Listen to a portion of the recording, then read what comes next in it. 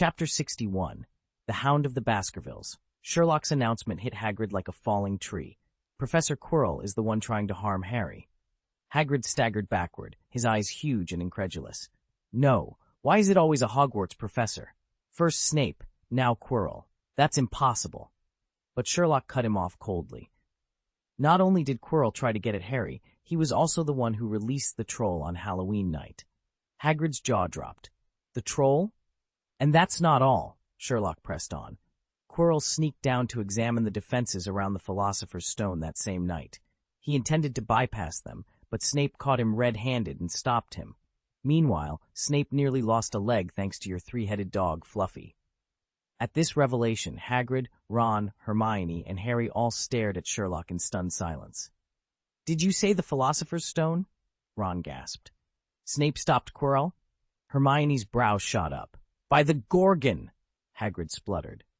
"Where did you learn about Fluffy?" Harry's voice was steely. "Sherlock, what else aren't you telling us?" Sherlock let out a long, weary sigh. He knew he'd have to lay out every detail before they could make sense of it, and before they could stop whatever Quirrell had planned next. "The Philosopher's Stone is a remarkable substance," Sherlock began, "and it's the key ingredient in the elixir of life." He turned to Harry. "If you remember those chocolate frog cards, you should recall the entry on Dumbledore." Harry shifted uncomfortably. "Actually, I don't. I'm sorry." Sherlock shrugged lightly. Albus Dumbledore's most famous accomplishments are well documented. He defeated the dark wizard Gellert Grindelwald in 1945, he discovered the 12 uses of dragon's blood, and he perfected groundbreaking alchemy alongside his partner, Nicholas Flamel. Harry and the others stared at Sherlock in astonishment.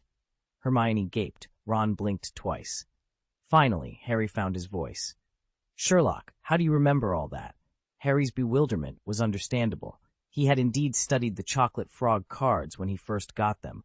Dumbledore's biography had made an impression, but it was hard to believe anyone could recite it verbatim after 2 months. Sherlock offered a faint smile. "I did tell you once that the human brain is like a hard drive. As soon as you set aside the irrelevant, your mind naturally holds on to what's important and recalls it when you need it. You can train yourself to do the same," Sherlock said matter-of-factly. The 4 students exchanged bewildered glances. Only Holmes could make such a claim sound entirely plausible. After a beat, he added, "By the way, Nicholas Flamel's alchemical work, he created the Philosopher's Stone." Sherlock then turned to Hagrid. "Fluffy is your hound, isn't he?" Hagrid, still slack-jawed, managed, "Aye, Fluffy's mine. I bought him last year from a fellow I met in a hotel. Name was Baskerville, I think. I lent him to Professor Dumbledore to guard the stone." He stopped short, eyes widening. "You deduced that too?" The giant gamekeeper couldn't remain seated. He leapt up, voice shaking, eyes like copper kettles. "That first-year wizard. He's terrifying. Half was deduction, the other half I picked up from Dumbledore." Sherlock's lips curved into a pleased smile. He propped his chin in his hands and studied Hagrid keenly. "Baskerville's hound, then?" Hagrid nodded vigorously, still trembling. Sherlock's keen gaze glinted with approval. Another mystery unraveled. "That sounds fascinating." When Hagrid learned that Dumbledore had entrusted Sherlock with the full story, he let out a relieved sigh. If all these revelations truly sprang from Sherlock's own deductions, it would border on the incredible. Yet even so, a first-year accomplishing this much was remarkable. Still, Hagrid couldn't help wondering why Dumbledore shared everything with a boy. Sherlock turned to Hagrid, Ron, Harry, and Hermione, and recapped the day's events before delivering his conclusions. "From what we observed of Snape and Quirrell today, 3 facts stand out. First, Professor Quirrell is indeed a servant of Lord Voldemort." At the mere mention of Voldemort's name, Hagrid and Ron gasped in unison, their knees trembling. Harry and Hermione, however, remained composed, and Sherlock's face betrayed no emotion. Second, Quirrell, or rather Voldemort himself, is determined to seize the Philosopher's Stone, and Hagrid, it was he who broke into Gringotts. "Huh?" Hagrid's eyes widened once more. Disbelief etched across his face. Before Hagrid could even open his mouth, Sherlock pressed on. "Harry told me you first met Quirrell at the Leaky Cauldron." Hagrid blinked, still piecing it together, but Sherlock didn't pause. "Thirdly, Professor Snape is no match for Quirrell." Hermione's eyebrows shot up. Why would you say that? Snape is the potions master. Quirrell seems so meek. Never judge by appearances, Sherlock replied. Quirrell's true power far exceeds his timid facade.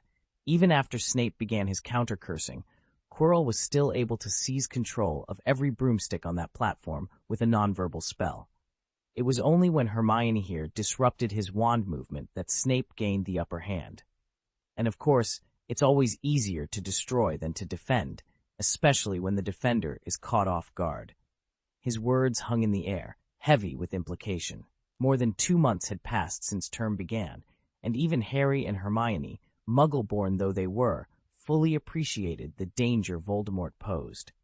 To learn that one of their own professors might be in league with him was almost too much to believe. Hermione broke the silence. Sherlock, you said Professor Dumbledore already knows about all this, right? Yes. Sherlock's single-word reply was all the confirmation Hermione needed. A relieved smile spread across her face. Then everything's settled, she said, glancing around Hagrid's cozy cabin. Even at the height of the Wizarding War, no one ever dared attack Hogwarts. Everyone knows Professor Dumbledore is the only person Voldemort actually fears. At her words, tension evaporated. With Dumbledore standing guard, and Sherlock having already coordinated today's plan with him, Quirrell wouldn't dare stir up more trouble. Laughter and light-hearted chatter replaced the nervous undercurrent that had hung over the group just minutes before. Outside, the stands lay empty now that the Quidditch match had ended, but inside the castle, excitement was at its peak. Harry's stunning victory had vaulted him to new heights of fame. Already celebrated as the boy who lived, he was now being hailed as a Quidditch prodigy. Yet the darker episodes, the troll in the Halloween cellar, the strange broomstick mishaps, remained carefully unspoken.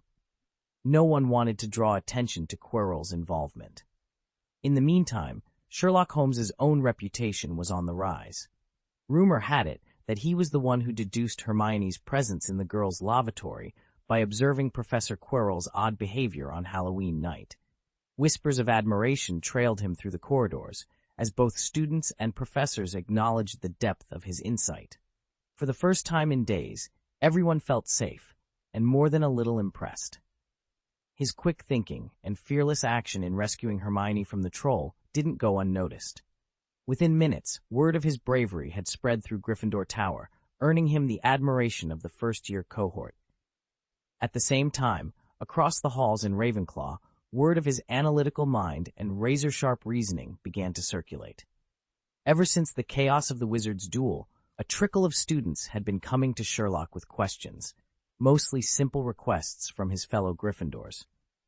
But in the aftermath of the troll attack, the flow turned into a steady stream, and now underclassmen from every house were lining up at his door. Chapter 62. They're All My Clients. When Monday's History of Magic class let out, Sherlock walked several older Ravenclaws back down the corridor, students who had come seeking his help. He returned to the now empty classroom to find his friends staring at him in astonishment. They're all my clients, he announced. Before anyone could ask what he meant, he went on. Clients, people who've hired me for assistance. His companions shared puzzled looks. Referring to classmates as clients sounded odd, but Sherlock didn't miss a beat. Ever since that Halloween incident spread through the school, more and more students have come to me for help, and I owe the first few to Neville Longbottom. Neville? Someone echoed, turning to the shy Hufflepuff who was carefully stroking the toad he'd just rescued. Flushed with embarrassment, Neville lowered his gaze at Sherlock's praise. Sherlock smiled. Thanks to Neville's introductions, I managed those initial cases. Word got around, and now students bring me all sorts of problems. Honestly, most of it isn't magic at all. It's just guiding them through what they don't understand. He paused, glancing at each of his friends. That's why I call them clients. I listen carefully to their accounts, offer my advice, and once the problem's solved, I pocket the fee, Sherlock concluded. His friends exchanged looks of surprise, then understanding dawned. No wonder he referred to his classmates as clients. It sounded far-fetched, until you remembered Sherlock's reputation for brilliance. If only I were as sharp as you, Seamus Finnegan admitted, eyes alight with envy. Ravenclaw students come to you for help. That's incredible. Indeed, Ravenclaw House prided itself on wisdom.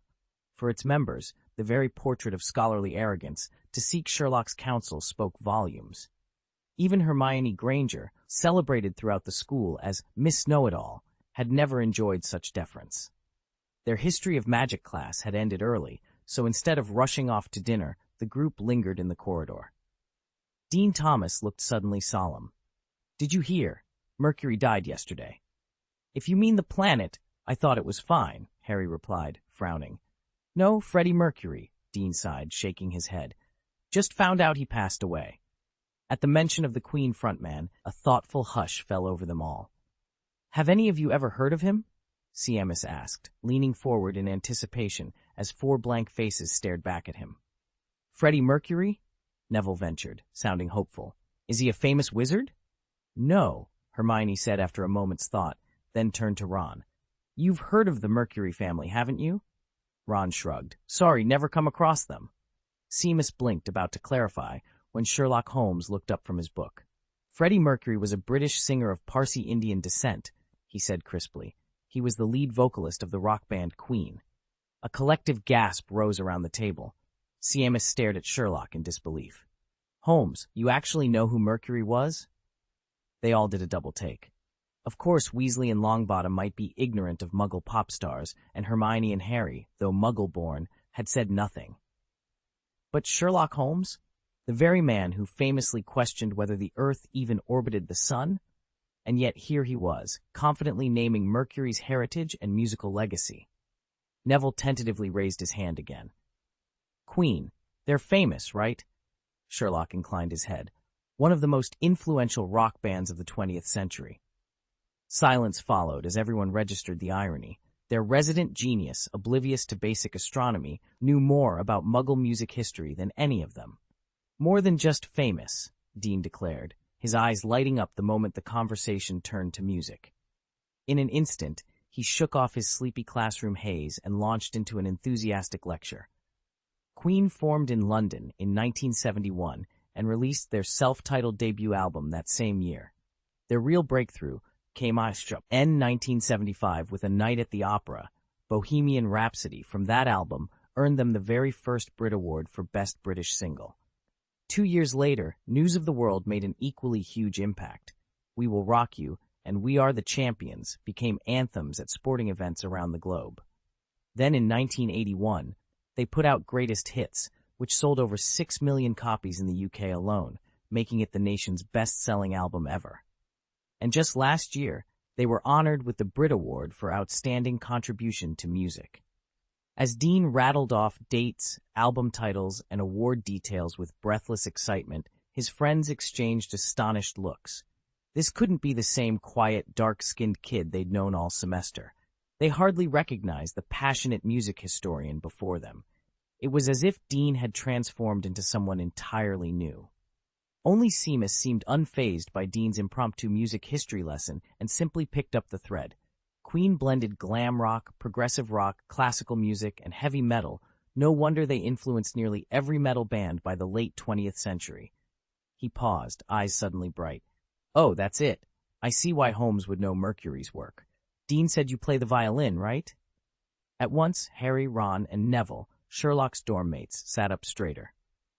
Sherlock's violin reputation was formidable. Of course he'd be drawn to a virtuoso like Mercury. Hermione was taken by surprise. "Wait, you didn't tell us you played the violin," Dean shrugged.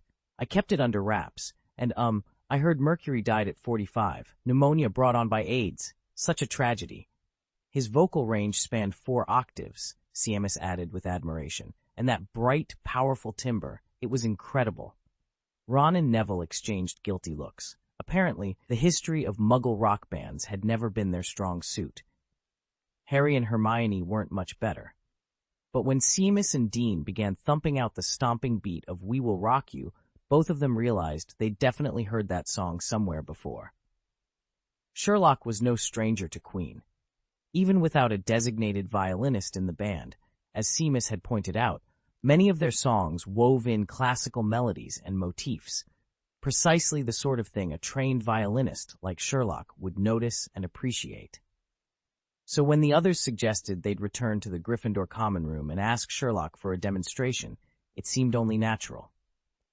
But before anyone could move, there came a gentle knock at the portrait hole. They looked up to see a small witch step inside, her golden hair braided into twin plaits and her cheeks faintly flushed. "Abbott, what are you doing here?" Hermione exclaimed, surprised.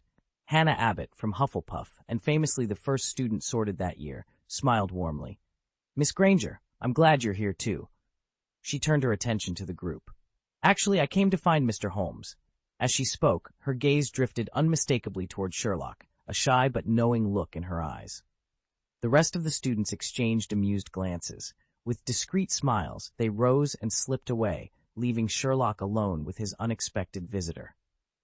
Hermione paused at the doorway, ready to leave.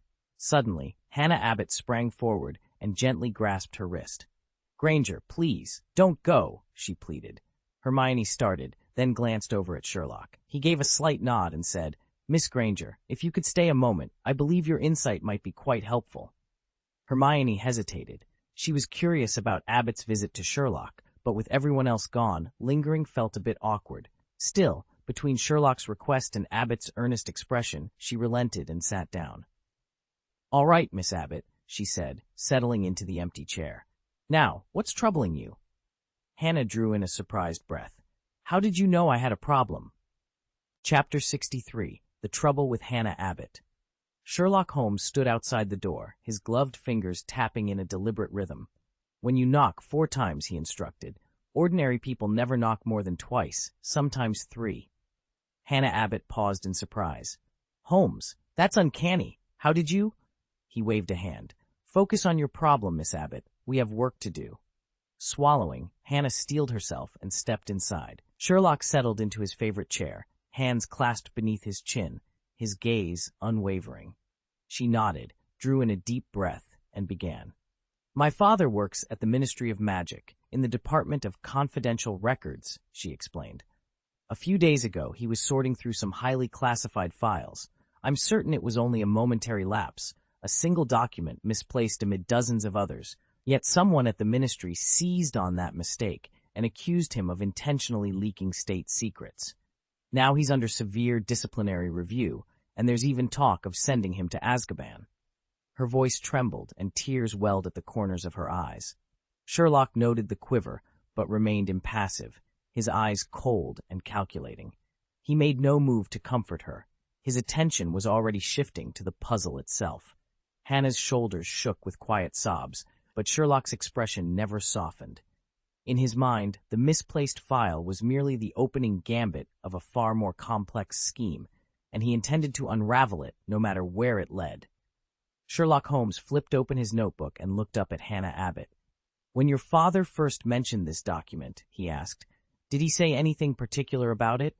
Every detail, no matter how small, could be important." Hannah drew in a shaky breath. "He told me it was enchanted with a powerful encryption spell. It can only be opened with a very specific magic key." "And where was the document kept?" Sherlock's pen hovered over the page. "In a safe bristling with protective wards and seals." "Are you certain?" Hannah nodded. "Absolutely. Father told the Ministry of Magic the same thing. Yet, despite those safeguards, the file vanished and reappeared somewhere else." Sherlock frowned, his fingertips tapping lightly on the table. After a moment's thought, he pressed on. "Before the document went missing, did anything out of the ordinary occur at the ministry?" Hannah paused, misinterpreting his question. "Unusual how? For instance," Sherlock clarified, "did anyone come and go from your father's office more often than usual? Were there any reports of strange magical fluctuations nearby?" She closed her eyes and knitted her brows together, searching her memory. Sherlock watched her in silence, waiting patiently for her to speak. Hermione paused, studying Hannah Abbott's tense expression, and then glancing at Sherlock, whose cool confidence only highlighted Hannah's worry. "So that's it," she murmured. Hannah's eyes brightened. "Dad told me that, a few days before the document vanished, the protective wards around his office flickered for just a moment. Magic readings spiked, then went back to normal. He ran every test he knew and found nothing wrong, so he wrote it off as a glitch." Sherlock inclined his head. "Miss Granger, if someone had deliberately tampered with those wards, say, to bypass them and steal the document, wouldn't you expect a magical disturbance? That kind of interference always leaves a trace, Hermione agreed at once, then blinked as Sherlock's raised eyebrow prompted her. You mean you think someone used magic to disable the protections, exactly when the wards glitched? Precisely. Sherlock tapped his fingertips together. But I have more questions. Hermione offered him a patient nod. She'd long since grown accustomed to his relentless laser-focus interrogation style. As Sherlock leaned forward, he began mapping out the details, the layout of the Abbott family office in the Ministry of Magic, the precise location where the missing parchment was stored, Mr. Abbott's daily working bits, down to his coffee routine and the schedule of visiting aurors. Hermione answered each question in turn, smoothing out any uncertainties. Soon, the trio was piecing together a clearer picture of how and when a thief might have slipped in unnoticed. Abbott had been visiting her father at the Ministry of Magic ever since she was a little girl, so she could answer most of Sherlock's questions, though some details remained fuzzy. That didn't matter. My mother arranged for me to bring you the Ministry's full investigative report on this incident, she said, and this letter, my father's personal account of what happened. She produced a neat stack of papers and handed them over. Sherlock, who had been frowning in concentration, suddenly brightened. Abbott's summary was useful, but the official report and her father's testimony were even more valuable.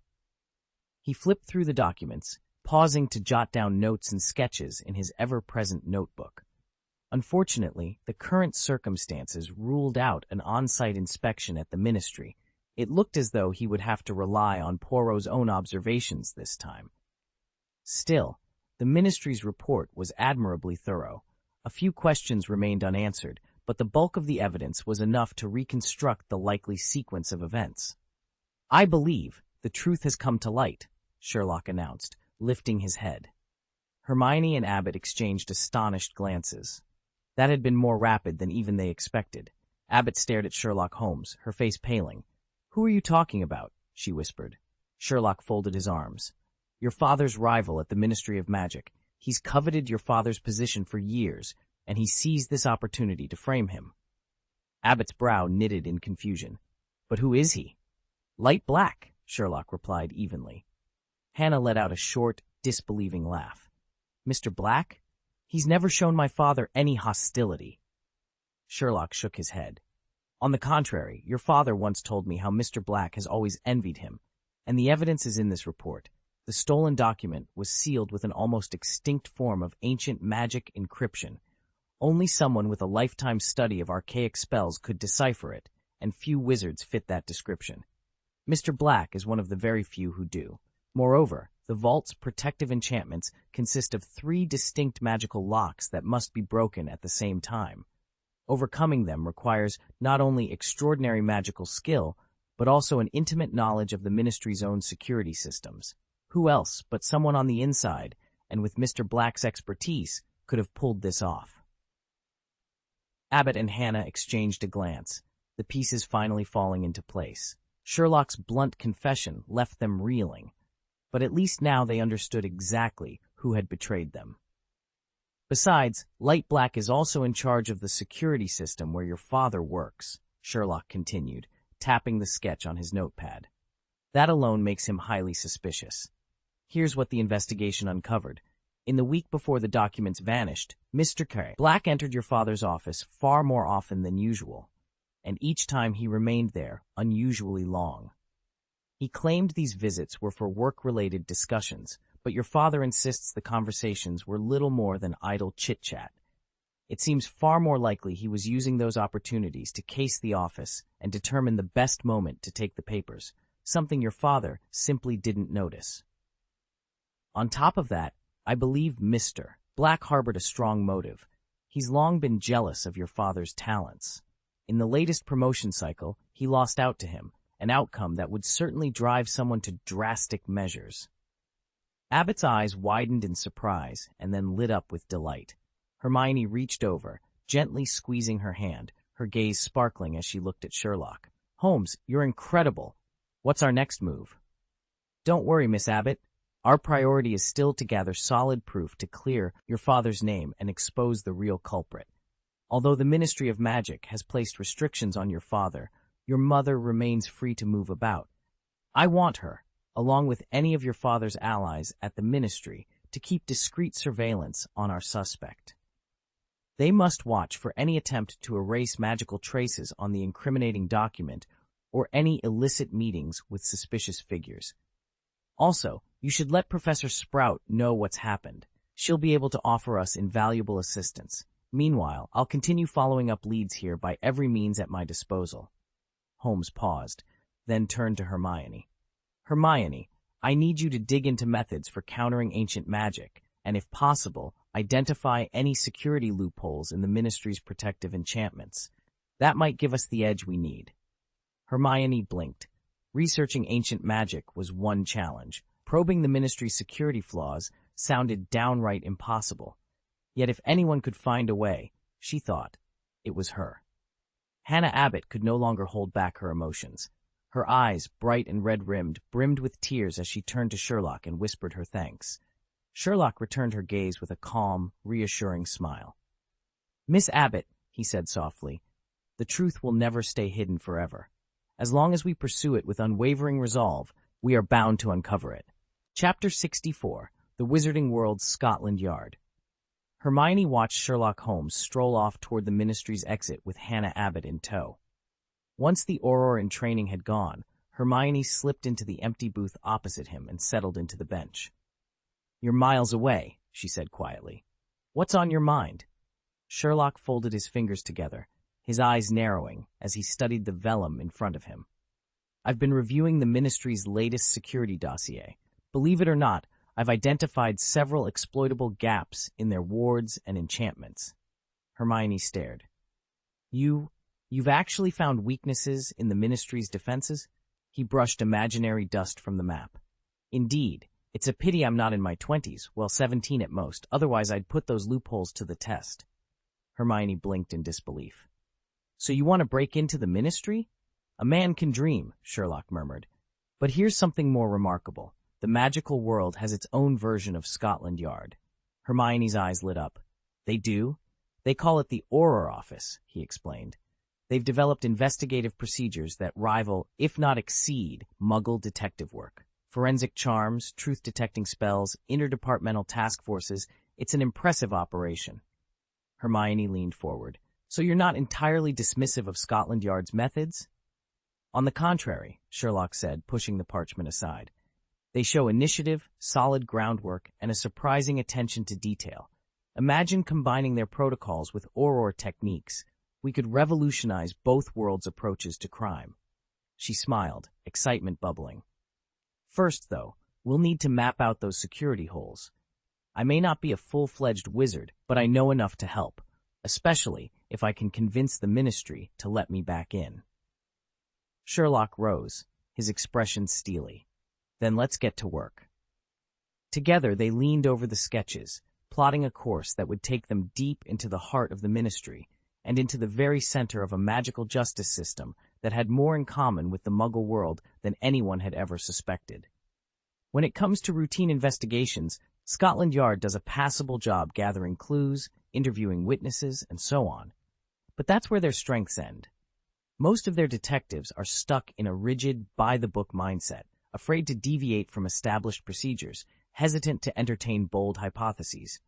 The moment they face a truly complex crime, their response falters. They move too slowly, apply the same tired strategies, and miss critical leads.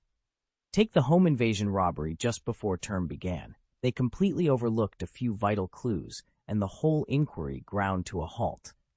Hermione said nothing as Sherlock delivered this unflinching critique. She had often heard her parents, and plenty of other well-meaning adults, mutter about Scotland Yard's inefficiencies, but no one had ever boiled the problem down so succinctly. Sherlock leaned back in his chair, steepling his fingers. What really surprised me, he went on, was discovering that the Ministry of Magic isn't far behind. This case, in fact, is remarkably straightforward, no more complicated than the puzzles I've unraveled before. They compile every scrap of evidence, hand it over to me, and I steer them toward the right conclusions. In essence, All crimes follow the same basic patterns. If you've studied 1,000 cases inside and out, yet find yourself baffled by the 1,001st, something has gone seriously awry. Complex investigations aren't cracked by glancing at a report. You have to chase each lead, no matter how small, and see where it takes you. In this instance, the problem wasn't a lack of evidence, but an overabundance of it. Vital clues lay buried under a mountain of irrelevant details. Ironically, the Ministry of Magic's own dossier contained every piece we needed to solve the puzzle, if only someone had the judgment to separate the wheat from the chaff and piece it together. Instead, they skimmed past the hidden hints, eager simply to file the case away and move on. Sherlock paused, his brow furrowing in frustration. They never cared about unmasking the true culprit. Their only goal was to close the file. Even now, though I've mapped out the correct line of reasoning, I'm afraid Mrs. Abbott will have to do the heavy lifting if she truly wants justice served. Since she produced the Ministry of Magic's investigation report and has Professor Sprout's backing, Sherlock finished, I'm confident this will be settled fairly in the end. He paused, then added abruptly, "Oh, and thank you for reminding me of that young lady's name just now." Hermione blinked. Huh? Good heavens. If she hadn't spoken Hannah Abbott's name out loud, he still wouldn't have remembered it? On second thought, of course not. Sherlock had already confessed that his mind was like a hard drive, storing only what he deemed useful and discarding the rest. Forgetting classmates' names wasn't a one-off quirk, it was practically habitual. Hermione had joked before that if Ron hadn't shared a dorm with him, Sherlock might never have learned his name at all. Time, like fine sand, had slipped through his fingers almost without notice. Between mastering new spells, accompanying Harry on morning runs, giving Hermione flying lessons, and helping fellow students with their charms homework, Sherlock had already been at Hogwarts for nearly 4 months. And that could only mean one thing. Christmas was fast approaching. Much like Halloween, Christmas began as a religious observance, but has, over the centuries, become a cherished holiday across the Western world. Everywhere you look, people exchange presents and gather for festive feasts. Hogwarts itself is transformed. Great hall tables sag under mountains of roast and pudding, and the castle's corridors are draped in holly wreaths, glittering garlands, stockings hung by the hearths, and towering Christmas trees strung with twinkling lights. The air crackles with excitement. For the students of Hogwarts, Christmas trumps even Halloween. Beyond the joy of unwrapping gifts, delivered in true wizarding fashion by trusty barn owls, this holiday marks the end of the first term. The castle's teachers and pupils alike look forward to a full fortnight away, not returning until New Year's Day. And of course, every child lingers at the feast table hoping for a glimpse of Father Christmas himself, his scarlet robes and snowy beard, the very picture of Yuletide magic. Well in advance, the school office circulated a form asking who would remain on campus over the break. As usual, only a handful chose to stay. The vast majority eagerly packed their trunks and headed home to celebrate with family and friends. After 7 years at Hogwarts, students get only 2 opportunities each year to go home for the holidays, Christmas and the end-of-term break. Malfoy, ever eager to needle Harry, couldn't resist commenting on that fact during Professor Snape's potions class. "I really feel sorry for those poor souls," Malfoy drawled, his voice carrying easily across the lab. "They have to spend Christmas at someone else's home because their own families don't want them back."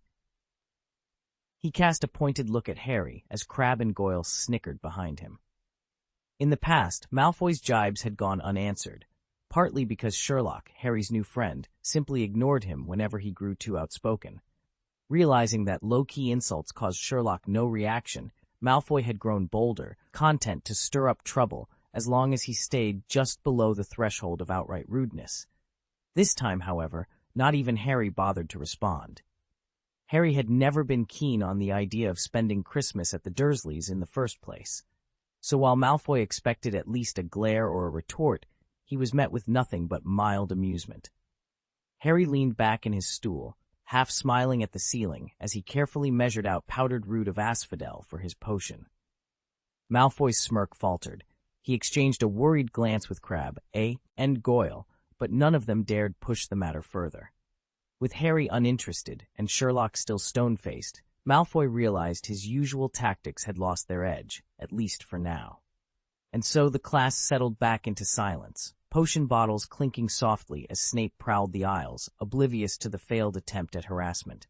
Draco Malfoy's scowl deepened, as though he'd just walked headlong into a stone wall. Harry, however, felt a spark of joy he'd never known before. This was shaping up to be the best Christmas of his life. It had all begun when Professor McGonagall announced the holiday stay-behind list. Harry had been poised to volunteer. "Sherlock, I'm not going home for Christmas," he'd protested. "No," Sherlock had cut in quietly. "You're coming home with me." "Home?" Harry echoed, startled. "Sherlock, you know my situation." Sherlock's gaze was unwavering. "You're coming to my home. My parents want to meet their son's friends." Harry's heart pounded. Invited, truly invited, to spend the holidays with the Holmes family. For the first time, he felt a warmth that had nothing to do with magic. Chapter 65. A Cold Christmas. Snowflakes drifted lazily past the tall windows of the Gryffindor common room as Sherlock Holmes laid down his quill. He glanced up at Harry, who was busy packing his things for the holidays. "Harry," Sherlock said casually, "I've been thinking, why don't you spend Christmas at my place?" Harry stopped mid-fold, staring at Sherlock in disbelief. Being allowed to stay at Hogwarts over the holidays had been a gift in itself. But an invitation to Sherlock's home? That was something else entirely. Before Harry could respond, Sherlock turned to Ron, who was wrestling with a woolen scarf. "And you, Ron?" Ron looked as if he'd been slapped. "Me?" "Precisely. There's no reason for either of you to remain here," Sherlock explained. Hermione, who had just stacked a pile of parchment, frowned. "But Sherlock, didn't Ron have to stay at school? Mr. and Mrs. Weasley are going to Romania to visit Charlie, so all 4 boys would be on campus this Christmas." "How do you know that?" Ron demanded, eyes wide. "I haven't even told anyone yet." Sherlock offered a faint smile. "I thought you might prefer not to hear all the details," he said. "Observing patterns, making deductions, it's hardly a festive pastime." Ron let out a low groan. Every time Sherlock revealed his thought process, it made the rest of them feel intellectually, if not physically, pummeled. Best, Ron decided, not to ask. Harry's grin grew wider. "That sounds wonderful, Sherlock. Thank you." Sherlock inclined his head. "Very well. I'll arrange for Owls to let your families know. You two will join me in London on Christmas Eve." Hermione set aside her parchment. "And what about trains, portkeys, flu powder?" "Organized," Sherlock replied. "Everything will be under control. Now, get your things packed." As the first light of late afternoon cast long shadows across the common room, Harry and Ron exchanged excited smiles. This would be a Christmas none of them would ever forget. Even though Sherlock hadn't spelled it out this time, he'd already pieced everything together. A few days ago, he'd sent a letter home by owl, and with those legendary powers of observation, drawing the obvious conclusions was child's play. The gist of it was that Harry and Ron would be spending their Christmas holiday at Sherlock's London flat. Naturally, Ron couldn't resist showing off. Before long, his casual announcement had swept through Hogwarts like wildfire. After all, Sherlock's reputation was at an all-time high. Yes, his personality could be abrasive, his blunt manner often offended more than it impressed, but his uncanny ability to deduce someone's actions from the slightest detail left every young witch and wizard in awe. And if you managed to set aside his prickly edges, a session with him could be strangely exhilarating. So an invitation to his home was unquestionably something to brag about. "Sorry, shouldn't have said that. Achoo!" Ron mumbled, his voice thick and muffled. A nasty cold had settled in just as the holidays approached, and now every word sounded congested. From down the corridor, Malfoy's mocking laughter drifted over, aimed squarely at Harry. But Ron barely registered it. His mind was already 100 miles away, packing for a Christmas at 221B Baker Street. "It's all right," Harry said softly. "Why apologize?" Sherlock replied evenly. "You were merely stating a fact." Ron's eyes lit up. For the first time, Sherlock's words sounded genuinely righteous, and more importantly, vindicating. He straightened in his seat. That's right, Malfoy was the one at fault here. Ron barely bothered hiding his smirk as Snape's black eyes drilled into Harry. "Potter," Snape hissed, whispering in class, "Gryffindor loses 5 points." Harry didn't flinch.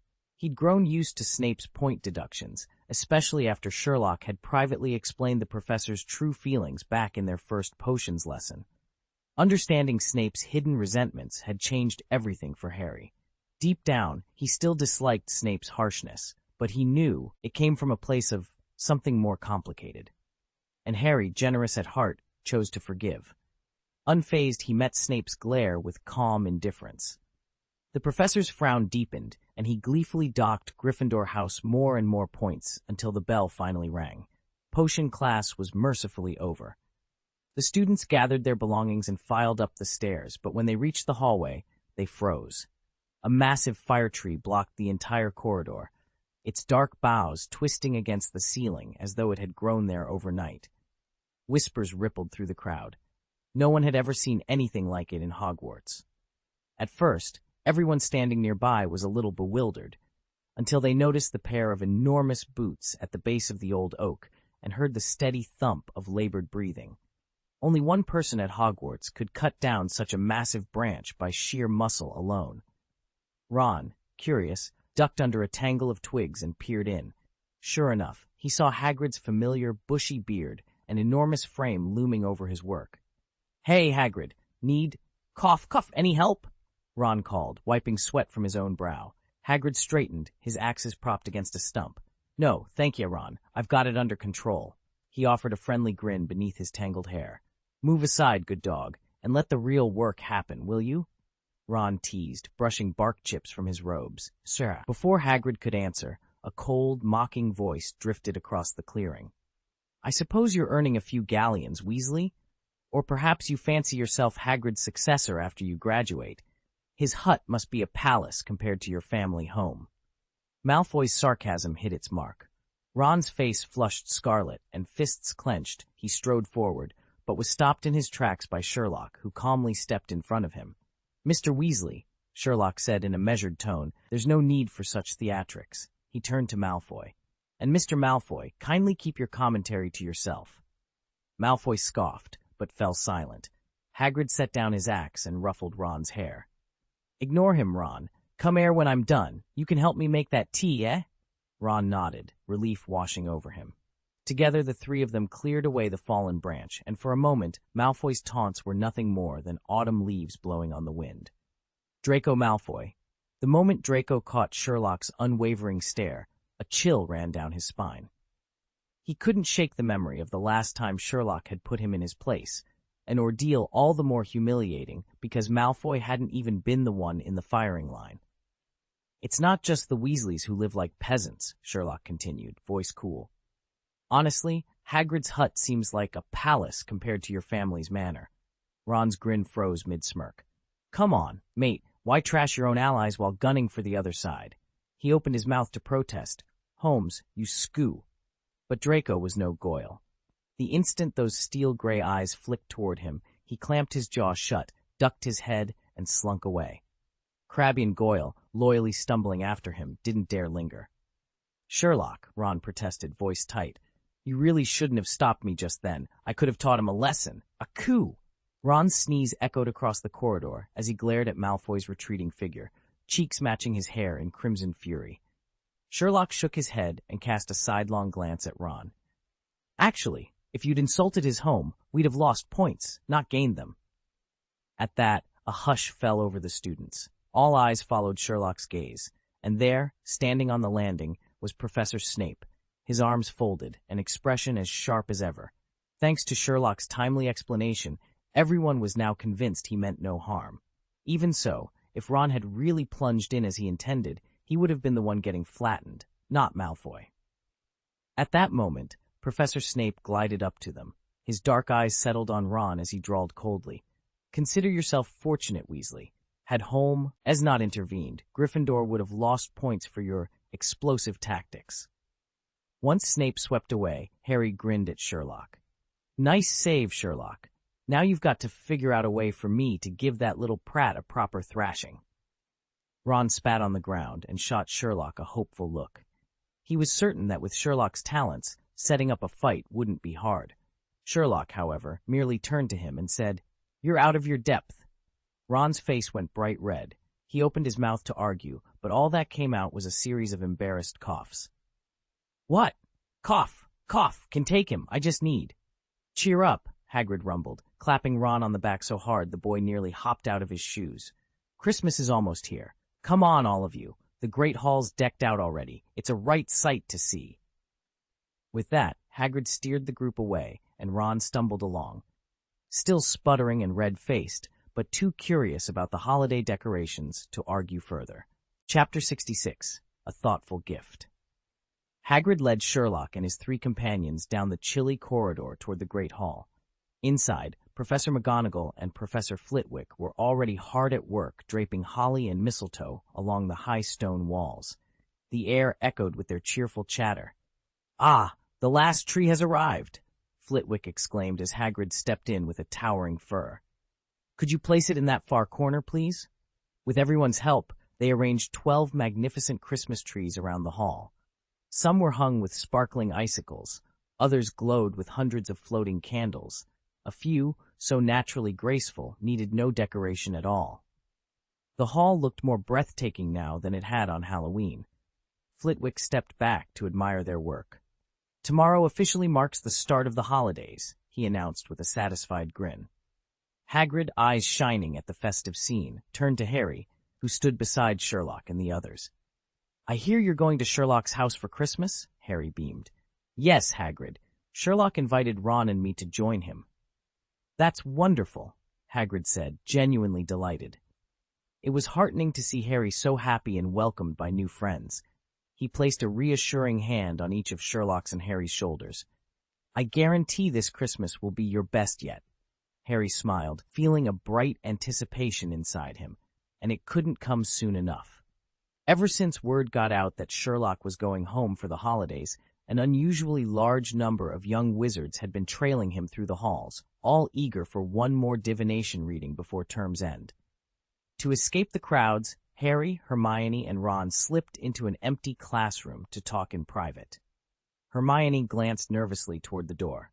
"Ron, are you sure Sherlock didn't follow us?" "Pretty sure," Ron replied, leaning against a desk. "That Ravenclaw girl stopped him near the charms corridor." "Good," Hermione said with relief. "We have to decide on his Christmas gift before everyone heads home. Harry, you—" She trailed off, noticing Harry's eyes drifting back toward the doorway. "Don't look," Hermione murmured. "He won't sneak in here." Harry's cheeks flushed pink, and he forced himself to focus on the scratches in the wooden floor. "Right, sorry." He moved to a creaky chair and sat down. "Okay, so what should we get Sherlock?" Ron shrugged. "Why not just ask him?" Hermione and Harry both turned on Ron with icy stares, one from the boy who lived himself, the other from Hogwarts' rising star in divination. Ron's shoulders slumped. He knew better than to push his luck. "Recently I used some of my spare time to organize Sherlock's areas of expertise," Hermione explained, sliding a single sheet of parchment across the table. The handwriting was crisp and precise. Sherlock Holmes's scope of knowledge 1. Literary and philosophical knowledge, virtually none. 2. Astronomy, essentially nothing, though he's picked up a few facts since our astronomy class. 3. Politics, surface-level acquaintance only. 4. Botany, lacks practical gardening skills, but knows poisons and dangerous magical plants inside and out. 5. Geography, highly practical. He can identify soil types at a glance and even deduce his location on campus by the color and texture of mud splatters on his robes. 6. Chemistry, exceptionally advanced. 7. Anatomy, detailed knowledge, albeit unsystematic. 8. Crime and true crime literature, extensive. He's familiar with nearly every sensational crime of the last century. 9. British law, substantial practical understanding. Hermione looked up expectantly. "Do you think I've missed anything?" Sherlock leaned forward, steepling his fingers. "It's thorough," he said thoughtfully. "You might note my proficiency in logical deduction and observational skills. They're not academic subjects, but they're crucial to my methods." Hermione nodded and swiftly added a 10th line. 10. Deduction and observation. Ley-led precision in drawing conclusions from the smallest details. She set down her quill with a satisfied smile. Sherlock's list of strengths was now complete, and ready to guide them through whatever mysteries lay ahead. Hermione paused, took a deep breath, and began her summary of Sherlock's magical profile. His strengths lie in practical applications, transfiguration, charms, potions, and herbology. He's equally comfortable with theory as with hands-on work in those areas. He knows only as much history of magic as piques his personal interest, and we have no record yet of his defense against the dark arts skills. Oh, and he plays the violin with remarkable technique, if only he'd quit insisting on performing it so poorly. When she finished, Harry and Ron exchanged astonished looks. Harry broke the silence first. "You really know Sherlock that well?" He sounded impressed. After all the time he'd spent with Sherlock, he'd never managed to nail down a description this precise. Hermione waved her hand impatiently. "Don't get hung up on minutia. Is there anything I've missed?" "Yes," Harry said, leaning forward. "He's highly skilled with a cane, practically a master, and he's trained in swordsmanship and boxing." Both Hermione and Ron stared at him, eyebrows raised. Harry flushed under their scrutiny. "Why are you looking at me like that?" he mumbled. Ron gave Harry a light punch on the arm. Though Hermione stayed quiet, her eyes made it perfectly clear. "Cut the jokes and tell us how you know all this." Harry cleared his throat. "I've been doing morning workouts with Sherlock every day since the term started." Ron's eyes went as wide as dinner plates. "What? Why didn't you ask me to come along?" "I did, on the very first morning," Harry shot back. "You said you couldn't wake up." "Oh." Ron's cheeks flushed. He squared his shoulders, trying to look indignant. "Well, why didn't you ask me again later?" "Missing the first session doesn't mean I wouldn't have shown up on day 2. Harry stamped his foot in frustration, mouth opening to retort, when Hermione held up a hand. "All right, you two, enough. Harry, when you were exercising with Sherlock, did you notice how skilled he is? With a wand, yes, but also with Muggle sports equipment?" Harry nodded. "Exactly. Remember on the Hogwarts Express before we even arrived? Sherlock told us he'd trained in boxing and fencing. That's how he persuaded Malfoy and those Slytherins in the compartment." Hermione's eyebrows shot up. "So he actually fought them off?" Harry and Ron exchanged uneasy glances. This was turning out very differently from what they'd imagined. Harry cleared his throat. "Well, yes. Let's start by deciding on the perfect gift for him." Hermione snorted. "Focus. Everyone. We've got more important things to settle than reliving old stories." With that, they turned their attention back to the task at hand. After a few minutes of brainstorming, they'd settled on a gift that was both practical and thoughtful, a custom-made magical magnifying glass. Harry volunteered to present it. At first glance, it looked like an ordinary lens, but under its polished silver frame lay a host of enchantments. It could trace lingering magic in a crime scene, reveal hidden runes, and even detect subtle fluctuations in spells woven into objects. If Hogwarts ever faced a case of stolen magical items or missing creatures, Sherlock could simply sweep this tool across the area to uncover clues no mere Muggle device could hope to reveal. Their choice was inspired by the recent Hannah Abbott incident. Not long ago, Hannah had tracked Sherlock down just to offer her thanks. Her father, who'd been wrongly accused, was finally cleared, and his reputation fully restored. But getting there had been a nightmare.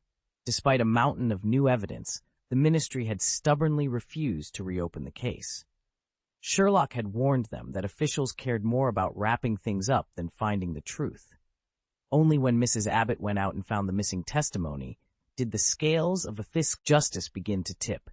In the end, it was that last piece of testimony that forced Light Black into the dock and guaranteed he would face proper legal sanction. Harry smiled as he adjusted the magnifying glass in its velvet-lined box.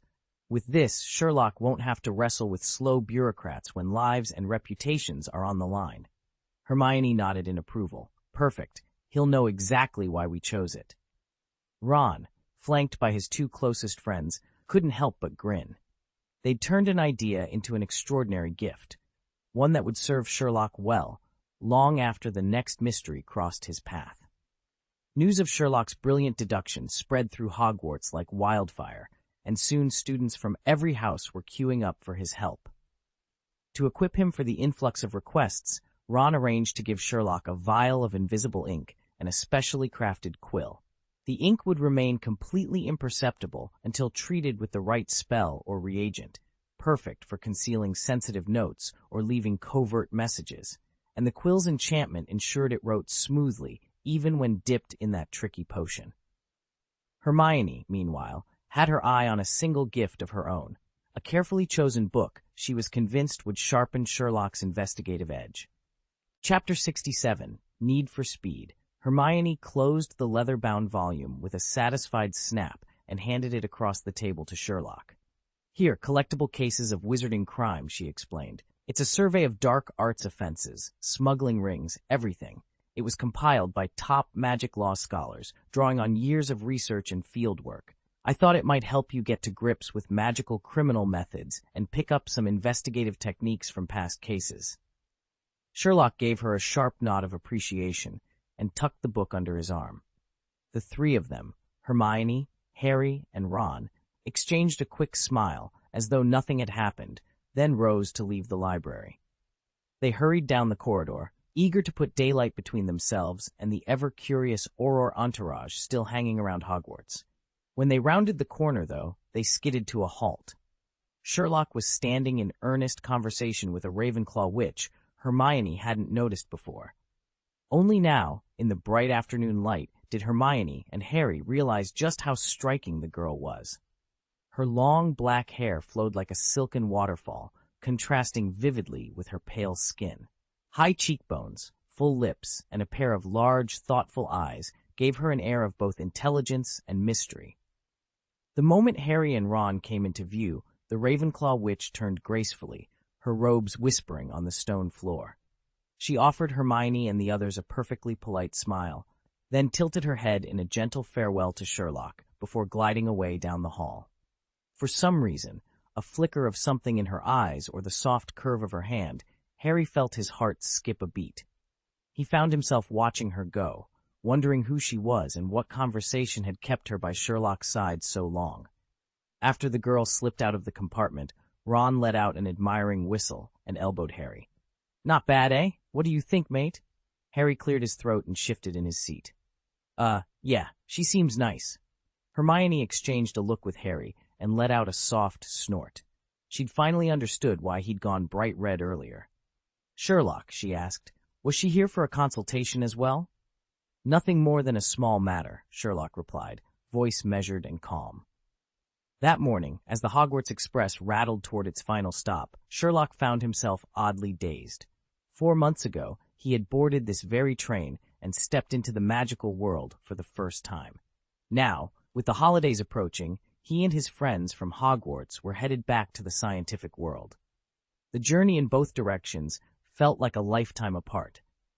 Everyone in the compartment was restless with anticipation. Home and New Year celebrations beckoned. Even the usually quarrelsome Malfoys were in their seats further down the corridor, but kept their distance, offering none of the usual taunts and provocations. Ron feigned disappointment at their absence. Harry and Hermione just laughed. As steam hissed around the engine and the snowy landscape passed by, Sherlock leaned back and allowed himself a rare moment of contentment. After all the mysteries solved, the lessons learned, and the friendships forged, tomorrow they would be back where it all began. But for now, this shared ride, between two very different worlds, was its own kind of magic. Sherlock had intended to prove to his three friends that he wouldn't be outmatched by Draco Malfoy in a one-on-one duel. But those ambitions would have to wait. That afternoon, the Scarlet steam engine pulled into Platform 9 Squarwer at London's King's Cross station. A gaunt, white-haired guard stood watch at the barrier, admitting only 2 or 3 travelers at a time, just enough to keep a sudden wave of witches and wizards from spilling into the Muggle side and drawing unwanted attention. As they edged forward, delighted cheers rang out from the platform crowd. "Bye, Holmes. See you, Potter. You're both big names." Ron chuckled, clearly amused, while Harry shook his head with a wry smile. "Not exactly where I'm headed," he called back. Sherlock offered no comment. He and Hermione slipped through the barrier first, then Harry and Ron fell in behind. In 2 quick batches, they passed into the station proper. Since Harry had neglected to inform the Dursleys of his London return, only Mrs. Hudson, for Sherlock, and Mrs. Granger awaited them. Sherlock's sharp eyes found his mother almost instantly, her face drawn with anxious relief, while beside her, Mrs. Marr. Granger clenched and unclenched her hands. Just behind the women, Mr. Holmes and Mr. Granger exchanged low, animated words. In a matter of moments, each child was safely in the arms of their waiting parents, the brief journey's excitement melting into warm reunions. Mrs. Holmes could barely contain her excitement. First, she swept Sherlock into a warm embrace, then turned to face Harry and Ron, who both stiffened at the unexpected attention. Hermione's parents were just as effusive. Even after learning that Harry and Ron would be staying at Sherlock's, Mrs. and Mr. Granger insisted on extending their hospitality. "Jane," Mrs. Holmes said, addressing Mrs. Granger by her first name, "why don't the boys, and Hermione, of course, come to our place first?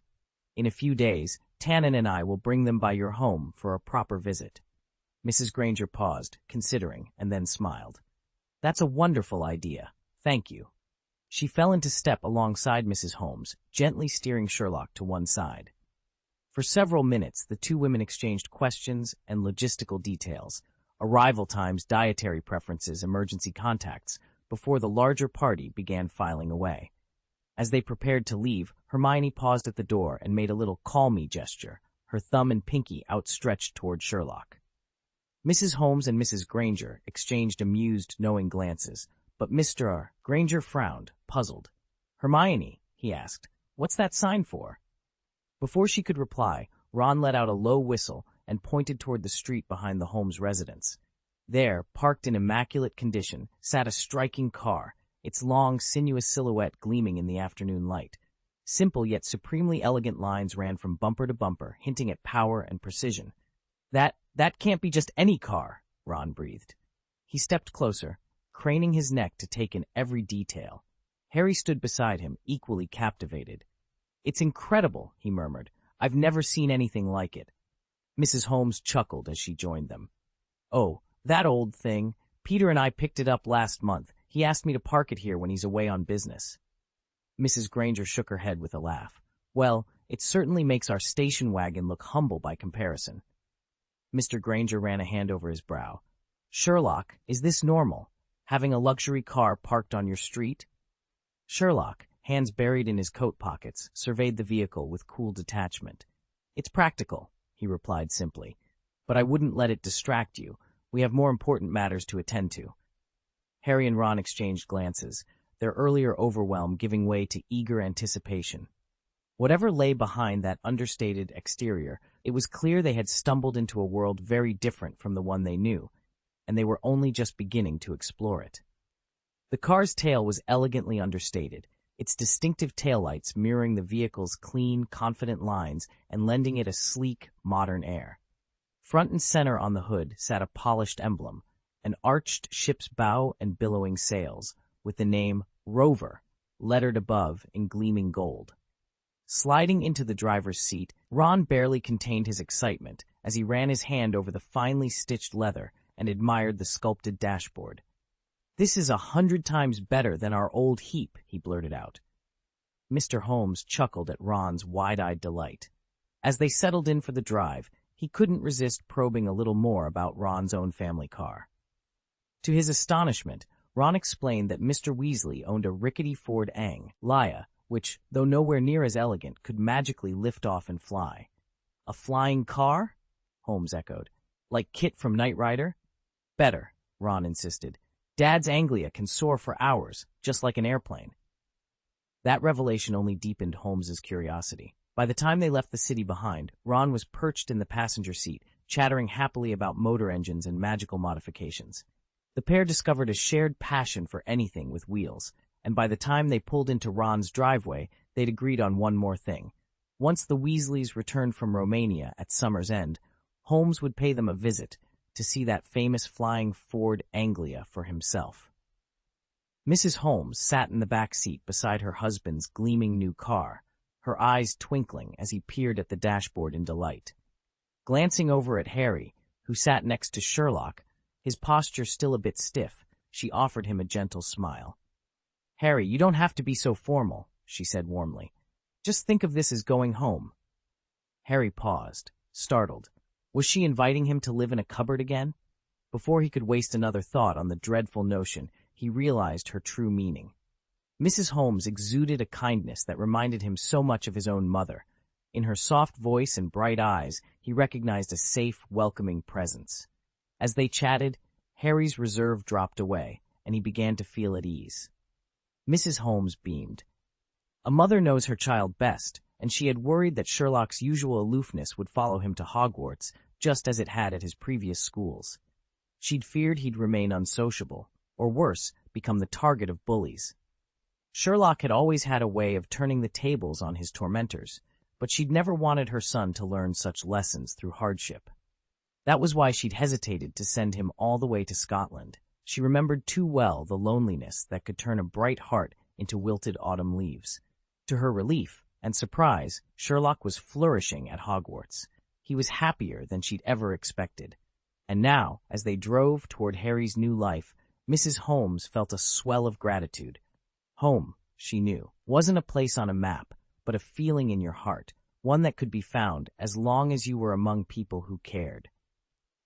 Mrs. Holmes had only met the Granger girl before school began, yet Sherlock had somehow made other friends as well, a most pleasant surprise.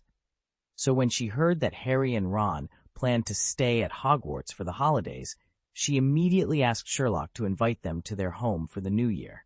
Watching the two young wizards on their journey convinced her that they both trusted and admired her son deeply, and no greater gift could she imagine. Whether Sherlock would become a great wizard himself mattered far less than the loyal friends he'd already made. Back on King's Road, Mrs. Holmes busied herself in the kitchen, preparing a festive dinner. Meanwhile, Sherlock led Harry and Ron up to the second floor. "Both rooms are unoccupied," he explained. "Feel free to choose whichever you like." "You mean we each get our own room?" Harry asked, eyes wide. Ron's mouth dropped open in astonishment beside him. Neither had expected such hospitality, but both were more than happy to accept. Title: "No, it's your wand." "No, it's your wand," Harry insisted. "Oh, my dear Sherlock, I never realized you were filthy rich, just like Hermione." Ron chimed in with a grin. Sherlock merely raised an eyebrow. "Let's get on with it. After dinner, turn in early. We're heading to Diagon Alley first thing tomorrow." "Diagon Alley? Doing some shopping?" Harry's eyes lit up. "Exactly. I'll need your help picking up a few things." "Count me in," Ron agreed without hesitation. "Me too," Harry said, practically bouncing with excitement. Harry was thrilled at the chance to assist. Ron, meanwhile, reflected on Sherlock's obvious wealth and quietly resolved that borrowing money wasn't on the agenda. Everything else, though, was open to discussion. Dinner that night was another testament to Mrs. Holmes's talents. In a country notorious for its mediocre cuisine, her cooking stood out brilliantly. The meal lacked the ostentatious display of a Hogwarts feast, but the flavors far outshone any holiday banquet in the Great Hall. Ron, initially a bit guarded, found himself loosening up as he helped himself to seconds and thirds of her delicious fare. After tasting Mrs. Holmes's cooking again, Sherlock immediately reverted to his old, carefree self, 2 chicken legs dangling from his fingers as he tucked in with gusto. Harry wasn't quite as uninhibited as Ron, but he still ate far more than usual. Watching her 3 boys devour every last bite, Mrs. Holmes's eyes curved into delighted crescents. For Sherlock, too, rediscovering the comforts of home after so long away felt profoundly reassuring. That night, all 3 young wizards slept like rocks. The following morning, Mr. Holmes drove them through winding London streets to the Leaky Cauldron. Inside, the tavern was every bit as dim and hazy as Harry remembered, with only a handful of patrons scattered among the tables. Harry's unexpected arrival barely raised an eyebrow. They made their way past the bar and through the back arch into the walled courtyard. Sherlock fell in step beside his father and said, "You've been coming here a lot lately, haven't you?" Mr. Holmes merely smiled. Harry glanced between them. "Sherlock, how did you know?" "That parking spot out front, the one we used, only tenants who've been here long-term can claim it," Sherlock replied casually. "That simple?" Ron asked, eyebrows shooting up in surprise. Mr. Holmes chuckled softly, his smile widening. It seemed Sherlock's friends were finally beginning to appreciate just how perceptive he truly was. "As I said, once you know what to look for, these things barely merit a second thought," Sherlock Holmes remarked. "Beyond the reserved parking spot, the pub owner's casual manner with your father shows he's treated as a regular, proof your dad's been frequenting this place of late." Exactly, I added. Although I'm barred from entering Diagon Alley myself, this very pub provides me a window into the wizarding world. Oh, Uncle Holmes, Ron exclaimed, eyes bright, you and my dad are bound to hit it off. Ron's father worked in the Ministry of Magic's Misuse of Muggle Artifacts office, and Ron, as always, brimmed with enthusiasm for all things Muggle. With Sherlock's keen interest in the magical realm, Ron was certain they'd find plenty to talk about. At Sherlock's prompt, I tapped the correct sequence of bricks in the pub's back wall with my wand. The hidden archway swung open, revealing the bustling thoroughfare of Diagon Alley. "Sherlock, where are we headed?" I asked as we stepped through. "Gringotts," he replied crisply. With Hogwarts out of session, Diagon Alley felt mellow, far less crowded than it had been at term's start. As we made our way toward the gleaming, domed facade of Gringotts Wizarding Bank, Sherlock leaned in and spoke quietly to Ron and me. "Our objective," he said, "is to exchange a sum of galleons and sickles. I'll be doing it under each of your names to keep things properly above board." Ron's grin was all the confirmation Sherlock needed. The adventure, as ever, was just begin. Harry and Ron, both from long-established wizarding families, enjoyed a much higher annual galleon exchange limit at Gringotts than the two Muggle-born youngsters, Sherlock and Hermione, whose parents could only put up so much. Naturally, Harry and Ron were more than happy to help Sherlock. After all, it wasn't often he needed assistance. With their guidance, Sherlock finally converted his funds into a hefty pile of gleaming galleons. Harry, having once peeked into his parents' modest vault beneath the bank, barely registered the scene. Ron, however, stood rooted to the spot, mouth agape. He'd never seen so many coins in his life and seemed frozen in astonishment. It wasn't until Sherlock turned on his heel and strolled toward Ollivander's wand shop that Ron snapped out of it. He hurried to catch up, blinking in surprise. "Sherlock, where are we going?" he panted. "To buy you a wand, of course." Ron's eyebrows shot skyward. "My wand? Is yours broken?" "No," Sherlock replied, sliding through the shop's door. "Yours." "Me?" Ron pointed to himself, bewildered. "But I've never even had one." Sherlock offered a faint, reassuring smile. "Then it's high time you did." And with that, Ron followed him down the crowded aisle of wand boxes, heart pounding with excitement and a hint of nerves at the adventure to come. Just as Sherlock was about to speak again, a gentle voice drifted from the back of the shop. "Good evening. It's rather unusual to see young witches and wizards here at this hour." Mr. Ollivander emerged from the shadows between his shelves, his eyes brightening the moment they fell on Harry. "Mr. Potter, how nice to see you once more." Harry managed a polite wave. "Hello, Professor." Sherlock turned and nodded toward Ron. "My friend needs a new wand." Ollivander's keen gaze followed the gesture. "Ah, the young Mr. Weasley. May I see your wand?" Instead of drawing his wand, Ron looked at Sherlock, bewildered. "Sherlock, what's all this about?" "If you remember our first conversation," Sherlock replied evenly, "I explained that a wand must be properly matched to its owner. Otherwise, spells simply won't perform as they should." Ron's cheeks flushed as he recalled the embarrassing backfires and errant sparks that had plagued his charms classes since the term began. "Let's have Professor Ollivander inspect it," Sherlock continued. "If there's a flaw, you'll need a new one, and consider it my Christmas gift to you." A sheen of tears glimmered in Ron's eyes. Being the youngest of 6 exceptionally talented brothers, he'd grown accustomed to feeling invisible, and never more so than now, standing here in Ollivander's shop, at last the center of someone's attention. When he first met Harry, Ron couldn't help but feel the weight of his family's expectations. Bill, the eldest, was already president of the Students' Union. Charlie, the second-born, captained the Quidditch team. Percy, the third, had become a prefect. And Fred and George, mischievous as ever, still managed to top every exam. Naturally, everyone assumed Ron would follow suit. But even if he did equal their achievements, it wouldn't feel special. His 5 older brothers had blazed each trail before him. Among first years, Ron's performance was perfectly average. His only distinction was being Harry Potter's friend, the boy who saved the wizarding world. Harry never treated him like a sidekick. Ron felt no doubt that their friendship was real. Hermione had been equally warm after the troll incident.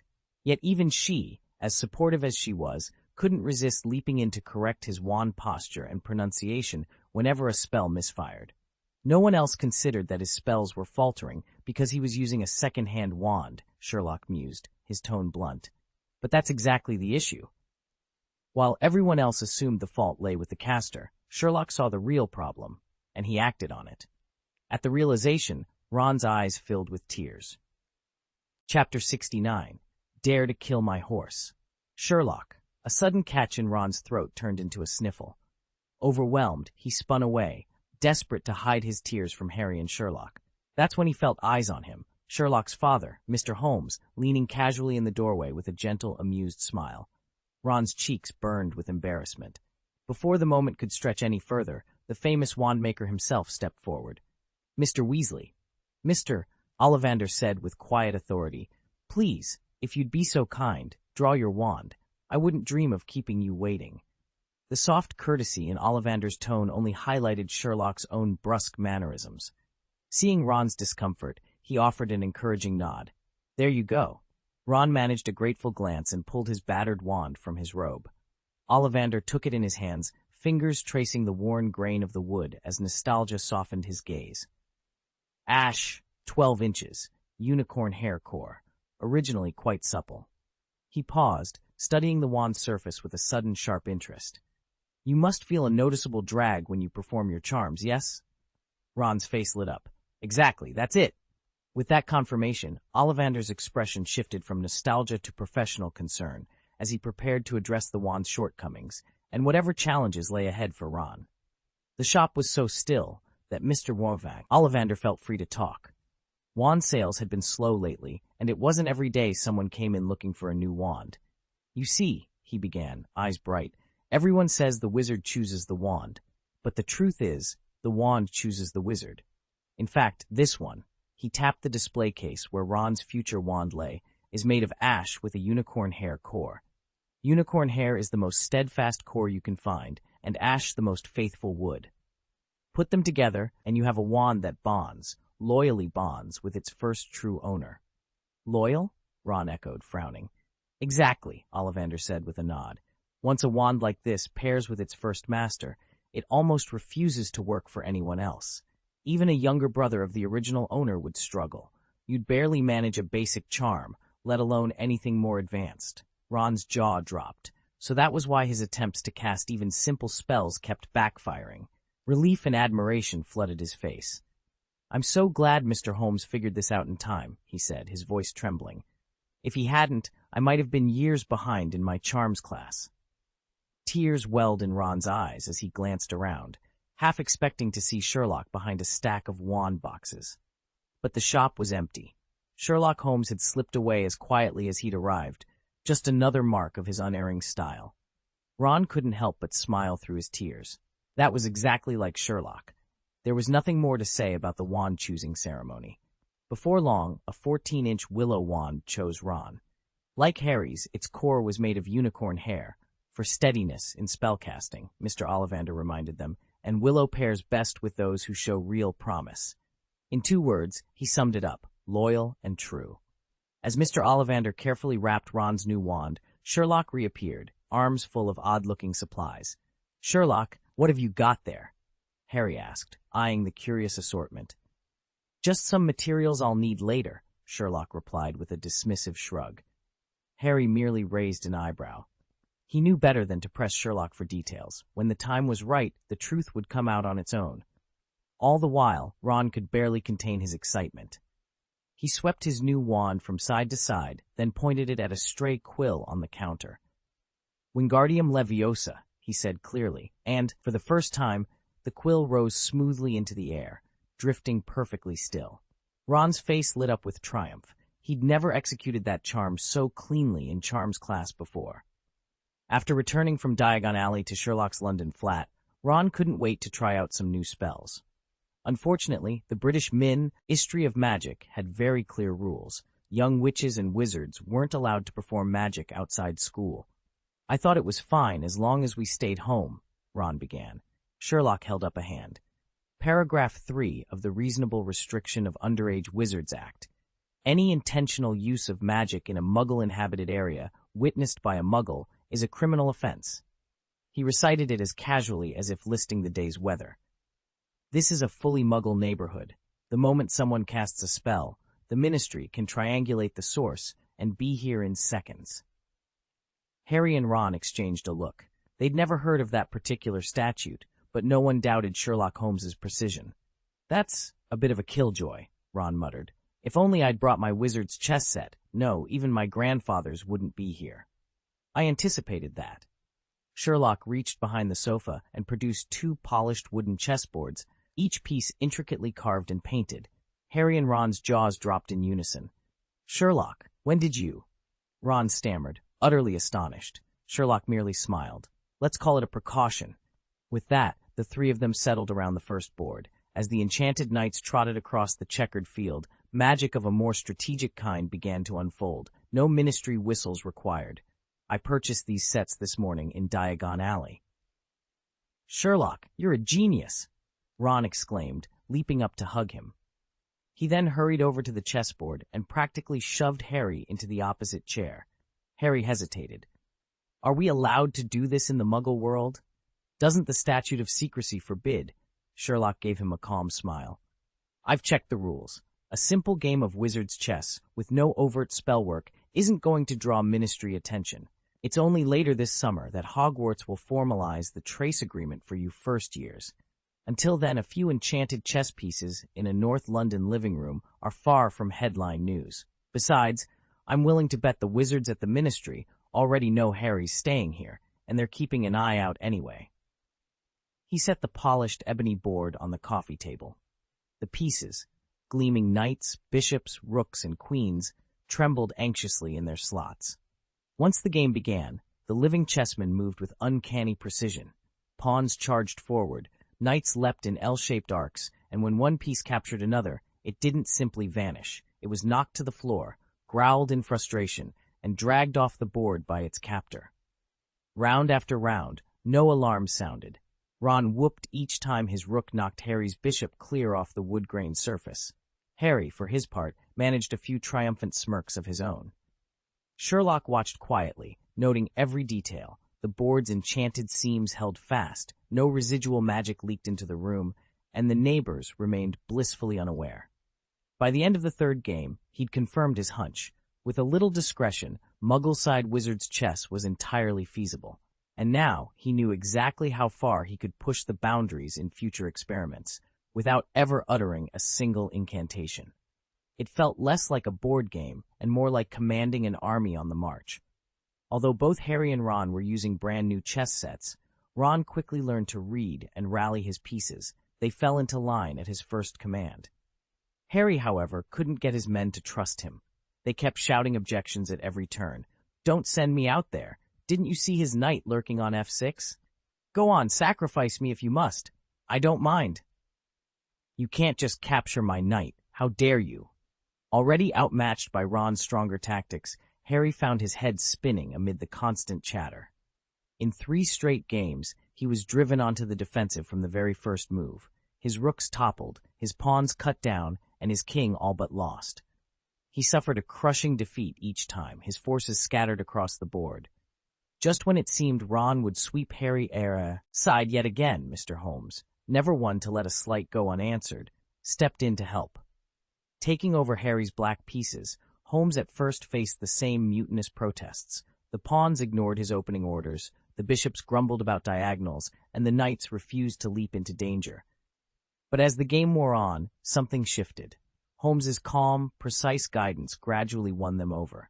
Bit by bit, the rebellious pieces began to move as one, and at last, Harry's fortunes turned.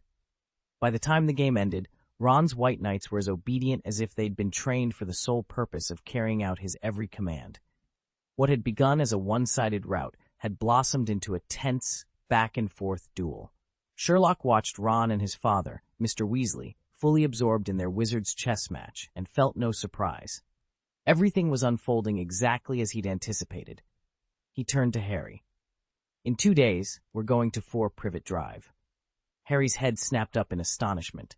He glanced back at Ron and Mr. Weasley, still locked in battle over the board, and asked in a hushed voice, "Just the 2 of us?"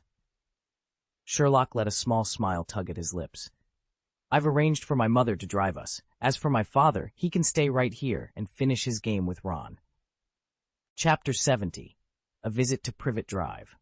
Sherlock Holmes's voice crackled through the phone, cool and deliberate. Madam, you don't want your husband to lose his job, do you?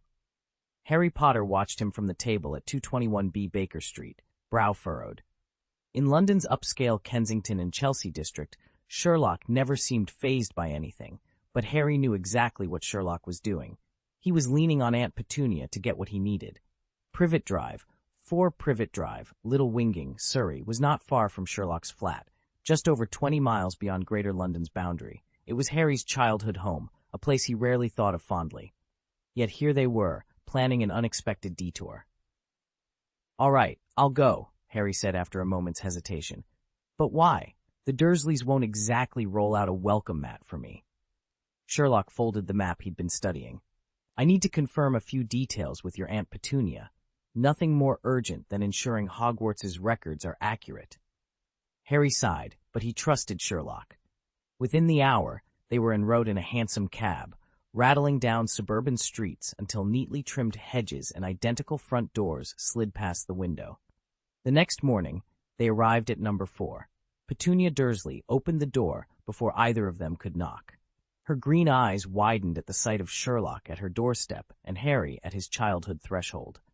"Mr. Holmes," she managed, voice brittle. She caught Harry's eye, then turned away, as though she could hold back every memory with simply her back. Sherlock stepped into the entry hall without waiting. "Good morning, Mrs. Dursley. I trust you remember receiving Hogwarts's official letter last autumn?" Petunia's lips pressed into a thin line. She glanced at Harry, then reluctantly nodded. "Yes," she whispered. "I got the letter." "Excellent. I merely needed confirmation for ministry files," Sherlock said, pulling out a small parchment. He let it rest on the table. "Thank you for your cooperation." Petunia's shoulders tensed, but she said nothing more. Harry felt a mixture of triumph and shame, triumph that Sherlock had done the impossible, shame that Aunt Petunia still reacted to him as though he were the unwanted thorn in her perfectly ordinary life. Later, as the hansom rattled back toward London, Harry leaned over Sherlock's shoulder to examine the confirmation slip. Then he remembered something. "Sherlock, have you given any thought to gifts for the professors this term?" Sherlock looked up, all traces of gravity gone from his sharp features. He offered a wry grin. "Ah, that truly is an entirely separate mystery. I suppose we should start planning at once." Harry settled back in his seat, watching Surrey's hedgerows recede. Privet Drive was behind him again, but this visit had reminded him that no matter how far he traveled, some doors always opened the same way.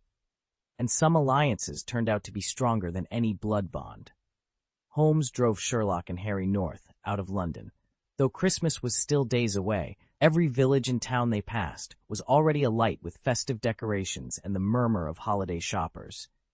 By the time they reached Privet Drive, nothing about the tidy little street seemed to have changed since Harry's last visit. At Sherlock's subtle nod, Harry steeled himself and knocked on the Dursleys' front door. It swung open almost immediately to reveal Aunt Petunia, her once flushed cheeks now ashen the moment she saw him. "Why are you here?" she demanded, her voice sharp. Harry's first instinct was to turn and run, but a firm hand on his shoulder held him in place. Sherlock's voice responded coolly. "Good afternoon, Mrs. Dursley." Behind Sherlock, a graceful woman stepped forward with an elegant smile. "A pleasure to meet you, Aunt Petunia," she said. "I'm Valida Holmes, mother to Sherlock and Harry's classmate at Hogwarts. We apologize for arriving so suddenly." Petunia's wary gaze flicked between them. Valida Holmes looked every bit the refined scholar, yet her unannounced, set appearance alongside Harry left no doubt that she was far from ordinary. Exactly as Sherlock had anticipated, Aunt Petunia's polite facade trembled on the brink of suspicion. She cleared her throat, struggling to find her composure. Mrs. Holmes was impeccable in her manners. The moment Mrs. Dursley realized that her own son, just like Harry, was attending a school of magic, a look of pure disgust crossed her face. She was about to protest when her husband's voice drifted from the house. "Petunia, what's wrong?" "Just some shampoo salespeople," she snapped back. "I've already shown them the door." Turning abruptly to Mrs. Holmes, she lowered her voice to a hiss. You're not welcome here. You'd better leave before my husband finds out. Harry stifled a grin. He'd never seen his aunt so flustered, but Mrs. Holmes merely smiled, serene and unruffled. Petunia, she said softly, Harry speaks of you all the time at school. He says you're very kind to him. Aunt Petunia's mouth twisted into a scowl. Kind? After 10 years of tearing him down at every turn, she and Vernon had done more than enough caring, thank you very much. Yet she had no answer to the gentle confidence in Mrs. Holmes's tone, and more galling still, Harry's undeniably satisfied expression. She was about to drive the Dursleys and Harry out of the house again when Sherlock's voice cut through her fury. Mrs. Dursley, you wouldn't want your husband to lose his job, would you? Petunia froze, her ivory skin paling even further. Before she could speak, Sherlock pressed on. I'm sure you've prepared few special dinner guests at your home this evening, haven't you? Mrs. Dursley's light eyes narrowed. If I'm not mistaken, this is the biggest deal Mr. Memro Dursley has had in years. At the realization of what was at stake, her cheeks drained of color. You've so meticulously arranged everything, but once they find out... With unhurried calm, Sherlock drew a slender wand from his coat.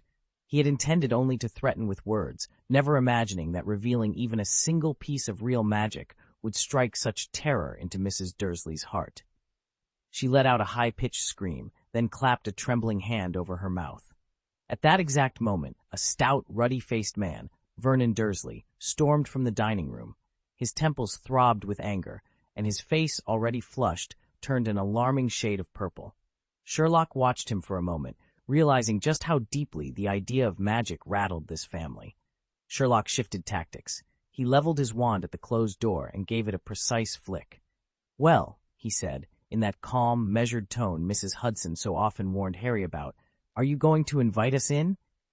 Behind him, Mrs. Holmes pressed her lips together and shook her head almost imperceptibly. She'd tried all her gentle coaxing, but clearly her son's more forceful approach was carrying the day.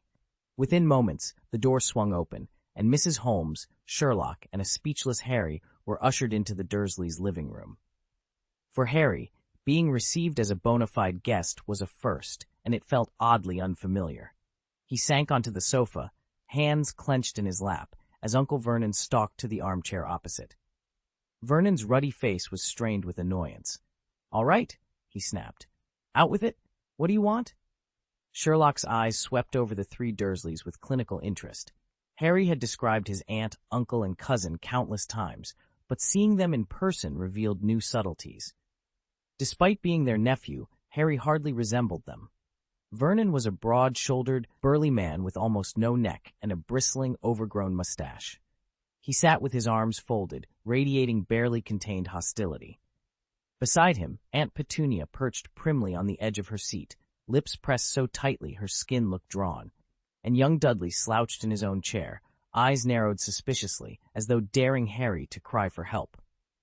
Sherlock's gaze flicked back to Harry, then to the trio once more, cataloging every twitch of muscle, and shift in posture. All right, Sherlock said softly, unfolding his legs and leaning forward. Let's have a civil conversation. No parlor tricks, no, undue pressure. Just answers to a few simple questions about your ward here. Vernon's expression darkened further, but Mrs. Holmes reached out to place a calming hand on his arm. Please, she coaxed, we really must clear up a misunderstanding. With a final, reluctant grunt, Vernon settled back and motioned for Sherlock to begin. And so at last, the conversation Harry had long dreaded and secretly hoped for was underway. Petunia Dursley was a slender woman with pale blonde hair drawn back so tightly it made her long neck seem even more pronounced. Her frame was broad, her features sharp and horse-like, a stark contrast to her stout husband, Vernon. Their son, Dudley, had inherited Petunia's pale locks and Vernon's hefty build. His cheeks were round and rosy, almost pressed together by his own plumpness. Harry, by comparison, was thin and wiry, with a shock of untidy black hair and striking green eyes, features that set him apart in the Dursley household. Mrs. Holmes sat beside her son, offering the Dursleys a calm, reassuring smile. She turned to Harry's aunt and said softly, "There's no need for anyone to be so nervous." Sherlock Holmes inclined his head once, then fixed Petunia with a steady look. "I simply wish to ask you a few questions about Harry's mother. You see, Mrs. Dursley, It seems you might know more than anyone else about Lily Evans." At those 3 words, Lily Evans, Petunia's face went ashen. She leapt from her chair, her voice screeching. "No, absolutely not. I won't discuss her." Harry felt the familiar pang of helplessness. Since Hagrid first told him he was a wizard, he had begged Aunt Petunia for any scrap of information about his mother's life. Each time she'd stonewalled him. But today, with Sherlock at his side, he dared to hope for a different outcome. He glanced at his friend, his green eyes pleading. Could Sherlock really convince Aunt Petunia to speak at last? "Could you please provide the full text of the chapter you'd like me to revise? Once I have the complete passage, I'll rewrite it into smooth, idiomatic English, while preserving every key plot point and character detail." "It seems you're quite knowledgeable about magic," Sherlock remarked, his voice calm and measured. Mrs. Dursley's startled reaction was exactly what he had anticipated. Under her anxious stare, he added, "In fact, you must have heard of legilimency." Harry's eyes went wide. "Seriously, Sherlock? You can't be thinking of doing that." Sherlock's polite expression didn't waver. Instead, his words struck colder than ice. "The term says it all. Legilimency lets you invade another's memories." He drew his wand with deliberate grace and traced its length with a fingertip. "Surely you wouldn't want me to demonstrate its effectiveness on you, would you?" Harry could only whisper, "Sherlock." He knew his friend was using intimidation to get answers, but the steely resolve in Sherlock's tone made Harry want to shout, "How are you so good at this?" Faced with Sherlock's courteous yet unmistakable threat, the Dursleys finally crumbled. Both of them suddenly realized this was no ordinary schoolboy they were dealing with. Mr. Dursley had spent his life rubbing shoulders with the upper crust, and he recognized at once that Sherlock and his mother carried themselves with the same rarefied air as the nobility he'd known. Petunia, of course, knew her husband almost as well as she knew herself. One glance at his expression told her exactly what he was thinking. "All right," she said, drawing in a steadying breath. "Since you want to know—" She paused, gathering her courage, then began to speak of Lily Potter, though in those days her name was still Lily Evans. "Your mother, Lily." Petunia's voice wavered for an instant, and she pressed her lips together as if to choke back an emotion she could not name. She was different from the start. Whenever she touched a withered lily, it would bloom again as though she'd breathed life into it. I'll never forget the time she fell from the old apple tree in our garden. I expected her to hit the ground hard, but she didn't. She floated down so gently, it was as if an invisible hand had cradled her the whole way. Petunia swallowed, then forced the next words out in a whisper. "That summer, when she turned 11, she, just like you, received a letter delivered by an owl." She trailed off after that, her story coming out in disjointed snippets. Harry hung his head, grief washing over him anew. Sherlock sat forward, brow furrowed, mulling over every detail.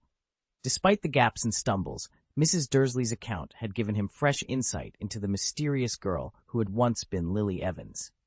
Before she ever set foot on the Hogwarts Express, Lily Evans had known a boy from the run-down houses of Spinner's End. He was a solemn child, his patched robes hanging loosely on him, his hair always unkempt and greasy, yet Lily had befriended him, and when their letters of acceptance to Hogwarts arrived, they embarked on the magical journey together as classmates. For a few happy years, they remained close, until, for reasons no one would ever fully explain, they abruptly fell out. As Harry's only living relative and Lily's older sister, Petunia Dursley was asked countless questions about the boy who became the boy who lived. But Petunia's answers were frustratingly scant. Almost everything she recounted dated back to the days before Lily's marriage to James Potter. According to Petunia, once Lily and James tied the knot, the sisters drifted apart completely. Then came the morning 10 years ago when Petunia's life changed forever. She had opened the front door to fetch the milk bottles and found, sitting on the doorstep, a wailing infant and a neatly folded letter. The baby was Harry Potter. The letter was signed by Albus Dumbledore. From that single parchment, Petunia learned that Lily and James were dead. Determined to shelter her own family and preserve a normal life for her son Dudley, and for Harry, whom she reluctantly agreed to raise, Petunia never spoke another word of magic. To Harry, she always said his parents had died in a tragic car crash. "Thank you very much for your statement, Mrs. Dursley," the investigator said, gathering his notebook. Petunia offered a curt nod, her eyes fixed on the locked door behind which the boy who survived lay sleeping. Sherlock Holmes leaned forward, the faint curve of a smile tugging at his lips. "Mrs. Dursley, why don't you explain yourself more clearly?" Petunia Dursley's eyes narrowed. "I've told you everything I know," she snapped. "Have you now?" Sherlock's voice was gentle, but his gaze was unyielding. He tilted his head as if listening for something only he could hear. Then, in a low, measured tone that made Mr. Dursley start, he said, "Actually, you envy your sister, don't you?" "I do not!" Petunia's denial came out in a high, panicked note. "That's nonsense!" Vernon Dursley gripped his wife's arm, his face flushing with anger and fear. "Young man, watch your tone," he barked, stepping forward. Sherlock did not flinch. He met Mrs. Dursley's eyes, unblinking. "You and Professor Dumbledore weren't content with a single letter, were you? Long before Lily ever set foot at Hogwarts, you two were in correspondence. You wanted magic for yourself, Mrs. Dursley, didn't you?" Petunia's chair scraped back as she sprang to her feet. Her voice trembled, her composure cracking. You don't know what you're talking about." But Sherlock had already seen the color drain from her face. His words had reached her, dredged up memories of a long-ago summer. The heady promise of the magical world, the letters from Dumbledore that had made her heart flutter. Then, the refusal, Dumbledore's gentle but firm reminder that the wizarding world could not allow her in. A refusal that had kindled in Petunia a bitter envy she'd buried ever since. Silence fell. Mrs. Dursley's lips quivered. Vernon glared at Sherlock, but his fury had turned to uncertainty. Sherlock sat back, folding his hands on the table. "Thank you for your honesty," he said softly. "That will be all for now." He stood and turned to leave, leaving the Dursleys to stare after him, two people forced to confront a past they had tried desperately to forget. 20 years ago, Aunt Petunia had sent a letter that now felt like a razor's edge carving into her chest. Sherlock Holmes held it aloft, looking down at her with those steely eyes. "You see, the moment you chose to cut ties with the wizarding world wasn't after Lily married James Potter," he said quietly. "It was almost immediately after Lily first set foot at Hogwarts." Harry's jaw dropped so many times that afternoon, he felt he'd re-experienced his first meeting with Hagrid. His aunt had been in league with Dumbledore? She'd known Snape? Worse, she'd actually envied her own sister's magical talents? It all sounded preposterous, yet hearing it from Sherlock made every absurdity ring chillingly true. "You promised you wouldn't use magic on us," Petunia sputtered, her voice trembling. Mr. Dursley slammed an arm around his wife's shoulders and roared at Sherlock. "How dare you? You're breaking every promise you ever made." Sherlock sighed in exasperation. "None of this requires spells. It's mere deduction, just as I can tell you're planning to invite Mr. and Mrs. Mason for dinner tonight." "Preposterous! Absolutely preposterous!" Mr. Dursley bellowed, his face turning a deep shade of red as he staggered on the brink of panic. "All right, I suppose I must explain," Sherlock muttered, sounding thoroughly unenthusiastic as he shifted his weight against the doorway. He swept his gaze over the room. When Mrs. Dursley opened the door, she was in the middle of cooking. There are pots on the stove and utensils spread out, all clearly intended for an evening meal, not lunch at this hour. By the entrance, the shoe cabinet holds 2 extra pairs of slippers, one men's, one women's, both formal styles you'd never find your family wearing. On the kitchen table lie several newspapers, each featuring articles about a single corporation owned by Mr. Mason. You'll notice several paragraphs heavily underlined in pen. The dining table in the next room is laid with a pristine cloth and set for 5, plates, knives, forks, wine glasses, everything in perfect order for guests. Even the living room shows recent additions, a polished golf ball ornament on the mantel and a freshly hung oil painting of a golf course. "Putting it all together," Sherlock concluded, "you're expecting 2 visitors tonight. No doubt Mr. and Mrs. Mason are coming for dinner. Mason loves playing golf, you say, and tonight I'd like to steer the conversation toward my work over dinner, hopefully enough to close this deal." A pin-drop silence follows your words. The Dursleys sit frozen, jaws slack. Across the table, Mrs. Holmes turns to her son, pride softening her features. Harry straightens his shoulders and puffs out his chest, clearly reveling in the glow of accomplishment. Harry sank into the back seat of the car, still half convinced he was dreaming. Clutched to his chest was the photo album, his greatest prize from this unexpected visit to number 4, Privet Drive. Inside the Dursleys' home, Sherlock Holmes had quietly but deftly steered the conversation toward Petunia's past. Though she'd kept her old hurt well hidden, Sherlock deduced that somewhere in the house she'd preserved memories of her sister Lily. To smooth the exchange, he'd presented Petunia with a set of rare diet pills and a bottle of anti-hair loss shampoo he'd purchased in Diagon Alley. Petunia, it turned out, wasn't nearly as indifferent as she pretended. She accepted the gifts, and in return handed over a small, neatly wrapped package for Harry. When he opened it, Harry discovered a collection of photographs. Lily Potter, smiling and carefree as a child, caught in sunlit moments long before tragedy had claimed her. His heart pounded. He studied her eyes, her grin, traits he'd always felt he shared, but had never seen so plainly. Vernon Dursley had been hovering nearby, suspicious from the start. "He's only here to flog shampoo," he'd muttered, yet he said nothing while his wife finalized the deal. Unbeknownst to him, the magic-infused shampoo's key ingredient was a variant of the Potter family's renowned hair growth potion, a potion not officially approved for Muggle markets. As Sherlock and Harry prepared to leave, Sherlock reached into his coat pocket and handed Dudley Dursley 2 bags of chocolate frogs. The moment Dudley's pudgy fingers closed around them, his scowl melted into a wide, joyful grin, utterly ignoring his parents' icy glares. Harry turned the pages of the album again, tracing his mother's face with trembling fingers. For the first time, a part of him felt at home. And as the car pulled away from Privet Drive, the world outside seemed a little brighter and a lot more possible. "Sherlock, thank you so much," Harry burst out. Sherlock remained silent, but Mrs. Holmes, who was driving, laughed softly behind him. "Oh, Harry, you don't have to make a fuss. You and Sherlock are friends. Friends help one another, right?" Sherlock simply inclined his head and pointed at the photograph Harry was studying. "Why not send this picture to Professor Snape? I'd say it's the perfect Christmas present for him." Harry turned the page of the album to reveal a cherished snapshot. It showed a young woman with bright, fiery red hair that curled at the ends, framing her shoulders in playful wisps. Her fair skin held a gentle blush, her straight, delicate nose sat above 2 soft dimples, and her radiant smile seemed to melt away any shadow of doubt. Her eyes, deep emerald green, clear and lively, matched Harry's own. Beside her stood a young man, one arm draped casually around her waist. His unruly, seaweed-green hair gave him away immediately. Harry's heart clenched as he recognized them, Lily Evans and James Potter.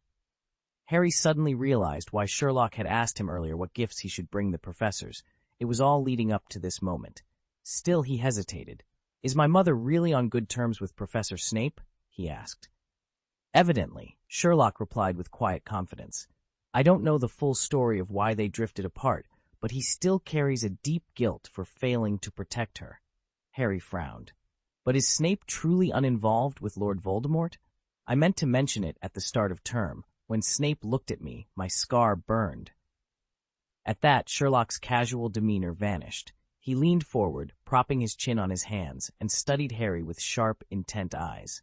"When you looked at Professor Snape, your scar hurt?" "Yes," Harry said. "The pain flared up so suddenly, though it faded almost immediately. It was stronger than anything I've ever felt." Sherlock fell silent, pondering.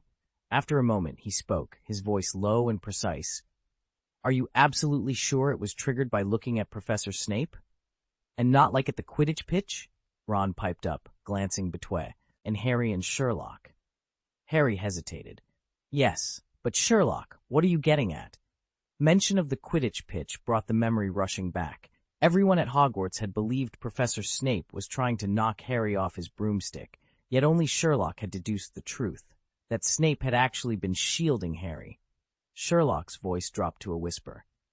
"Perhaps you've forgotten. The man sitting next to Snape that day was Professor Quirrell." Harry's heart skipped. Quirrell? He could almost see the swirl of turbaned fear in his mind. By the time Christmas approached, the holiday spirit had taken full hold of 221B Baker Street. Twinkling lights lined the windowsills, and sprigs of holly perched on every shelf. Ron spent the first week griping that neither Harry nor Sherlock had invited him back to Privet Drive for the holidays. His sulking didn't last long, though. Sherlock introduced him to Wizard's chess, and Ron quickly discovered that Mr. Holmes was a fearsome opponent. They matched each other move for move, and Ron conceded it was far more challenging than playing with Harry. Not content with chess alone, Ron soon fell under the spell of Sherlock's television set. He stared, mouth agape, as scenes of bustling city streets and roaring waterfalls flickered across the screen, accompanied by voices and music, all without a single spell. "It's like watching real life through a window," he marveled. A few days before Christmas, the doorbell rang once more. Harry opened it to find Hermione standing on the step, her parents behind her, suitcases in hand. Hermione's eyes brightened when she saw Harry and Ron, and Mrs. Granger cheerfully assessed the room. In an instant, the house felt even more alive with chatter, laughter, and the promise of holiday warmth. Nearly a week had passed since Hermione Granger returned home from Hogwarts, and with Christmas fast approaching, Sherlock still hadn't called. At last, Hermione could bear it no longer. She picked up the phone and dialed. The line clicked, and Mrs. Holmes's warm voice answered immediately. "Hermione, dear, what a lovely surprise. Why don't you, and indeed your entire family, come spend the holidays with us?" Mr. Granger frowned before Hermione could reply. But Hermione and Sherlock agreed they'd host Christmas at our house. Mrs. Granger waved a hand dismissively. "Oh, Robert, don't fret over details. If the children are happy, that's all that matters." Hermione set the phone aside and turned to Sherlock, hands firmly on her hips. "Sherlock, didn't we agree you'd call me?" Caught off guard, Sherlock opened his mouth, then closed it, blinking. Harry and Ron, who had been hovering nearby, stifled amused chuckles. Seeing Sherlock at a loss was a rare and entertaining sight. "And you two," Hermione scolded, pointing first at Harry, then at Ron. "Harry, why didn't you remind Sherlock to call me? And Ron, if you can't manage a phone call, surely you could have sent an owl." Harry and Ron exchanged sheepish looks, their cheeks coloring. Behind them, Mrs. Holmes and Mrs. Granger shared a soft laugh. "Youth is truly delightful," Mrs. Holmes observed with a fond smile. Mrs. Granger nodded in agreement. "Yes, it really is." Off to one side, Mr. Granger leaned toward Mr. Holmes and murmured about the sudden change of plans. Both men exchanged wry grins. A Christmas gathering that mixed magic and detective work promised to be anything but dull. Mr. Holmes settled into his chair and turned on the evening news. The bald anchor paced the studio, his tone urgent. "What a troubling time we live in," Mr. Holmes sighed, rubbing his temples as he watched the headlines scroll across the screen. Mr. Granger, normally the picture of calm, muttered a rare expletive under his breath. "At this rate, our country will become a laughingstock on the world stage," he growled. Mr. Holmes glanced at him, surprised to see Hermione's father so riled up. After a moment of thought, he cleared his throat. "I have a suggestion, though it may sound unorthodox. You might consider our taking out a small loan in rubles and immediately converting them into pounds." Mr. Granger straightened in his chair. "You really believe the ruble will fall that far?" "It's hard to predict," Mr. Holmes admitted, eyes back on the television. "But it's a possibility worth guarding against. Just keep the loan amount modest." That night, Mr. and Mrs. Granger weighed the proposal carefully. The next morning, they resolved to follow Mr. Holmes's advice and set off for the bank. The Grangers and the Holmeses had grown close over the years, and Mr. Holmes's reputation for sound judgment was well known to them both. Sherlock watched the adults bustle about, his keen mind noting every detail of their unexpected financial maneuver. At 11 years old, politics felt like a distant concern, hardly something Sherlock needed to worry about right now. Yet ever since he'd learned that magic truly existed in this world, a nagging confusion had taken hold of him. If this giant should really fall, what consequences might ripple through the magical realm? Chapter 73. Hello, everyone. Today on Saturday, February 1st, the 4th day of the Lunar New Year, my novel officially launches. As a newly published author, I couldn't be more thrilled. Back in my author's note at the end of the last chapter, I joked that with everyone busy celebrating the holiday, hardly anyone would notice a new release. I considered quietly uploading the book and slipping under the radar, but let's be honest, that would have been self-delusion. If I'm going to speak up, I might as well do it with gusto. Now, back to the main story. When I wrapped up my Three Kingdoms novel, I actually had two sequel ideas in mind. The first was another historical tale, tentatively titled Adu Transmigrates to Emperor Gaozong of Song, which would have continued the Three Kingdoms spirit by following Ado into yet another imperial court. It felt like a natural extension, and one that my existing readers might enjoy. The second option was the very book you're reading now, Holmes in Hogwarts. Truth be told, I was initially more inclined toward the Song Dynasty sequel. History has always been my passion, and Ado is a character I adore. But as life often proves, our best-laid plans sometimes give way to unexpected paths. And so, here we are, diving into a world of magic, mystery, and a certain legendary detective at boarding school. Thank you all for joining me on this new adventure. Let's see what surprises await in the halls of Hogwarts. Last year's first half was a whirlwind. My unit sent me abroad on assignment, and I couldn't write a single word for months. That interruption derailed my original plan completely. After weighing my options, I made a bold decision. I would drop the historical novel I'd been working on and switch to fantasy instead. It was a big leap, but being overseas presented a golden opportunity to gather fresh inspiration.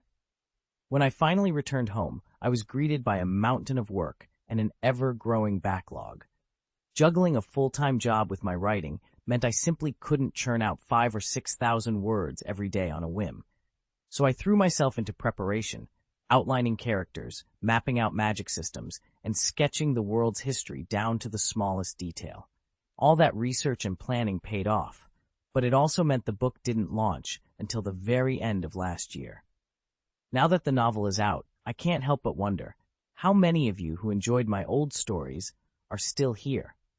I know that a book's performance before release can look very different from the way it fares afterward. So here's my plea. Welcome to the new year, and to this new world. You've already taken the first step by picking up the story. If you like what you see, please consider subscribing. And yes, I know some of you are champions of the I'll subscribe next time technique.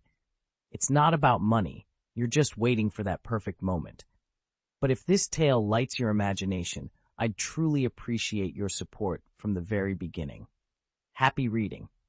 It might seem like the perfect moment to play the sympathy card, but honestly, I can't bring myself to do it. As I've mentioned in my author's notes before, I'm a part-time writer with a solid day job. I married before I turned 30, and my husband and I get along wonderfully. My parents are in good health, and my younger sister was accepted by a local university. She used to come home every weekend. Now, a few years have passed. I have a little daughter, and my sister has graduated, landed a job nearby, and still pops in every week. Sure, life comes with its share of frustrations at work and at home, but on the whole, I'm far from miserable. Unfortunately, this book didn't earn Sanjiang's enthusiastic recommendation. Admittedly, it fell a bit short. That said, I promise to keep doing my best to spin a compelling tale and push myself to get better with every chapter. If you've read my earlier novels, you know my greatest strength is my steadfast integrity. Once I set out to write a story, no matter how rocky the journey, I'll see through to the very end. Here's a polished, idiomatic revision of your author's note. You might remember how long it took the last few milestones. 10 initial subscriptions only came after 500,000 words, 20 subs at 1,000,000 words, 50 subs at 2,000 words, and I needed 2.4 million words to hit 250 subs. That's proof I don't quit halfway. Admittedly, conceiving this story has been tougher than any of my previous works, and I may have sacrificed a few hairs along the way. Reward chapter rules, same as last time. 1. Every 500 additional average subscriptions equal 1 bonus chapter. 2. Every 1,000 extra votes beyond 1,000 monthly tickets equals 1 bonus chapter. 3. Each alliance leader equals 1 bonus chapter. I know it's unlikely, but hey, you've got to have dreams. Otherwise, what's the difference between us and a salted fish? On top of these rewards, I'm adding 2,000 words to my regular daily updates, so each chapter now runs around 3,000 words. New installments will drop at 10 a.m. and 5 p.m. every day. Finally, a huge thank you to everyone who sent chapter suggestions. I'll be shamelessly dedicating this next wave of shoutouts to you all. Let's keep going. Here's a lineup of 5 standout web novels, each with its own flavor, but all boasting solid storytelling and dependable updates. 1. Turbulence 1979 by Ni Bifo. A veteran urban entertainment author delivers a fresh harem tale set against the backdrop of late 70s China. One of the heroines even rules a matriarchal women's kingdom. With ample chapters, fast pacing, and polished prose, it's both nostalgic and thoroughly entertaining. Number 2. What's Wrong with One More Rich Person by Yu Shui. If you enjoy the steady, character-driven style of old Buddha's works, you'll find Yu Shui right in that wheelhouse. This 2008-era urban fiction offers consistent updates, generous length, and a satisfyingly reliable narrative. 3. Warring States Survival Guide by Heidi Manbouge. Don't let the modest claim of only 500 fans fool you. Heidi Manbouge's unique voice shines in this alternate history survival story. Clever strategy, unexpected twists, and a distinctive writing style make it a must for Warring States aficionados. 4. Mythical Three Kingdoms by Fentu Huangcao. Warning, at over 4,700 chapters and counting, this epic may feel endless, and there's always the risk of abandonment. Still, the imaginative fusion of historical intrigue and mythic elements keeps readers hooked. Proceed with both caution and excitement. Rebirth 2010. Unrivaled Territory by Not an Old Dog. After years in the Xianxia realm, this seasoned author jumps into urban fiction with a time travel twist. Set in 2010, it delivers the same reliable update schedule and sprawling chapter count fans have come to expect. Perfect if you love era-hopping escapades with a modern edge. Here's a polished, reader-friendly version of your recommendations. 1. Burning the World from Butterfly Lovers. Despite its nod to the classic Butterfly Lover's tale, this story centers on Xu Xuan, a protagonist whose background weaves together folk legends and supernatural lore. The result is a fresh, seamless blend of myth and magic that surprises at every turn. 2. Others Tame Beasts, You Tame Beast Girls. If you love spirited coming-of-age adventures in an original fantasy setting, this one's for you. Our hot-blooded young hero doesn't just bond with magical creatures, he sides with beast girls. High energy, creative world-building, and plenty of action make this a standout in the beast-taming genre. 3. Idealistic Martial Arts Start with Hypnosis by Deng. Set in a richly imagined martial fantasy realm, this novel impresses with its elaborate world and intense, dominating lead. Add the unexpected twist of hypnotic techniques, and you've got a combat style that's as cunning as it is powerful. 4. What to Do When You Transmigrate into a Fantasy World as a Serf by Mo Ping Lee Parker. Written under a pen name by an established author who swears you'll never guess his real identity, this novella may be short on word count but packs a clever premise, a modern mind trapped in a serf's body. Sharp wit and cunning strategies make every chapter worth your time. 5. Book of Troubled Times by.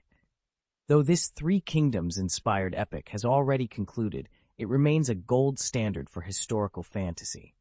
I owe my own early foray into that era to Ji Cha's meticulous research and vivid storytelling. Unfortunately, I fell short of his heights.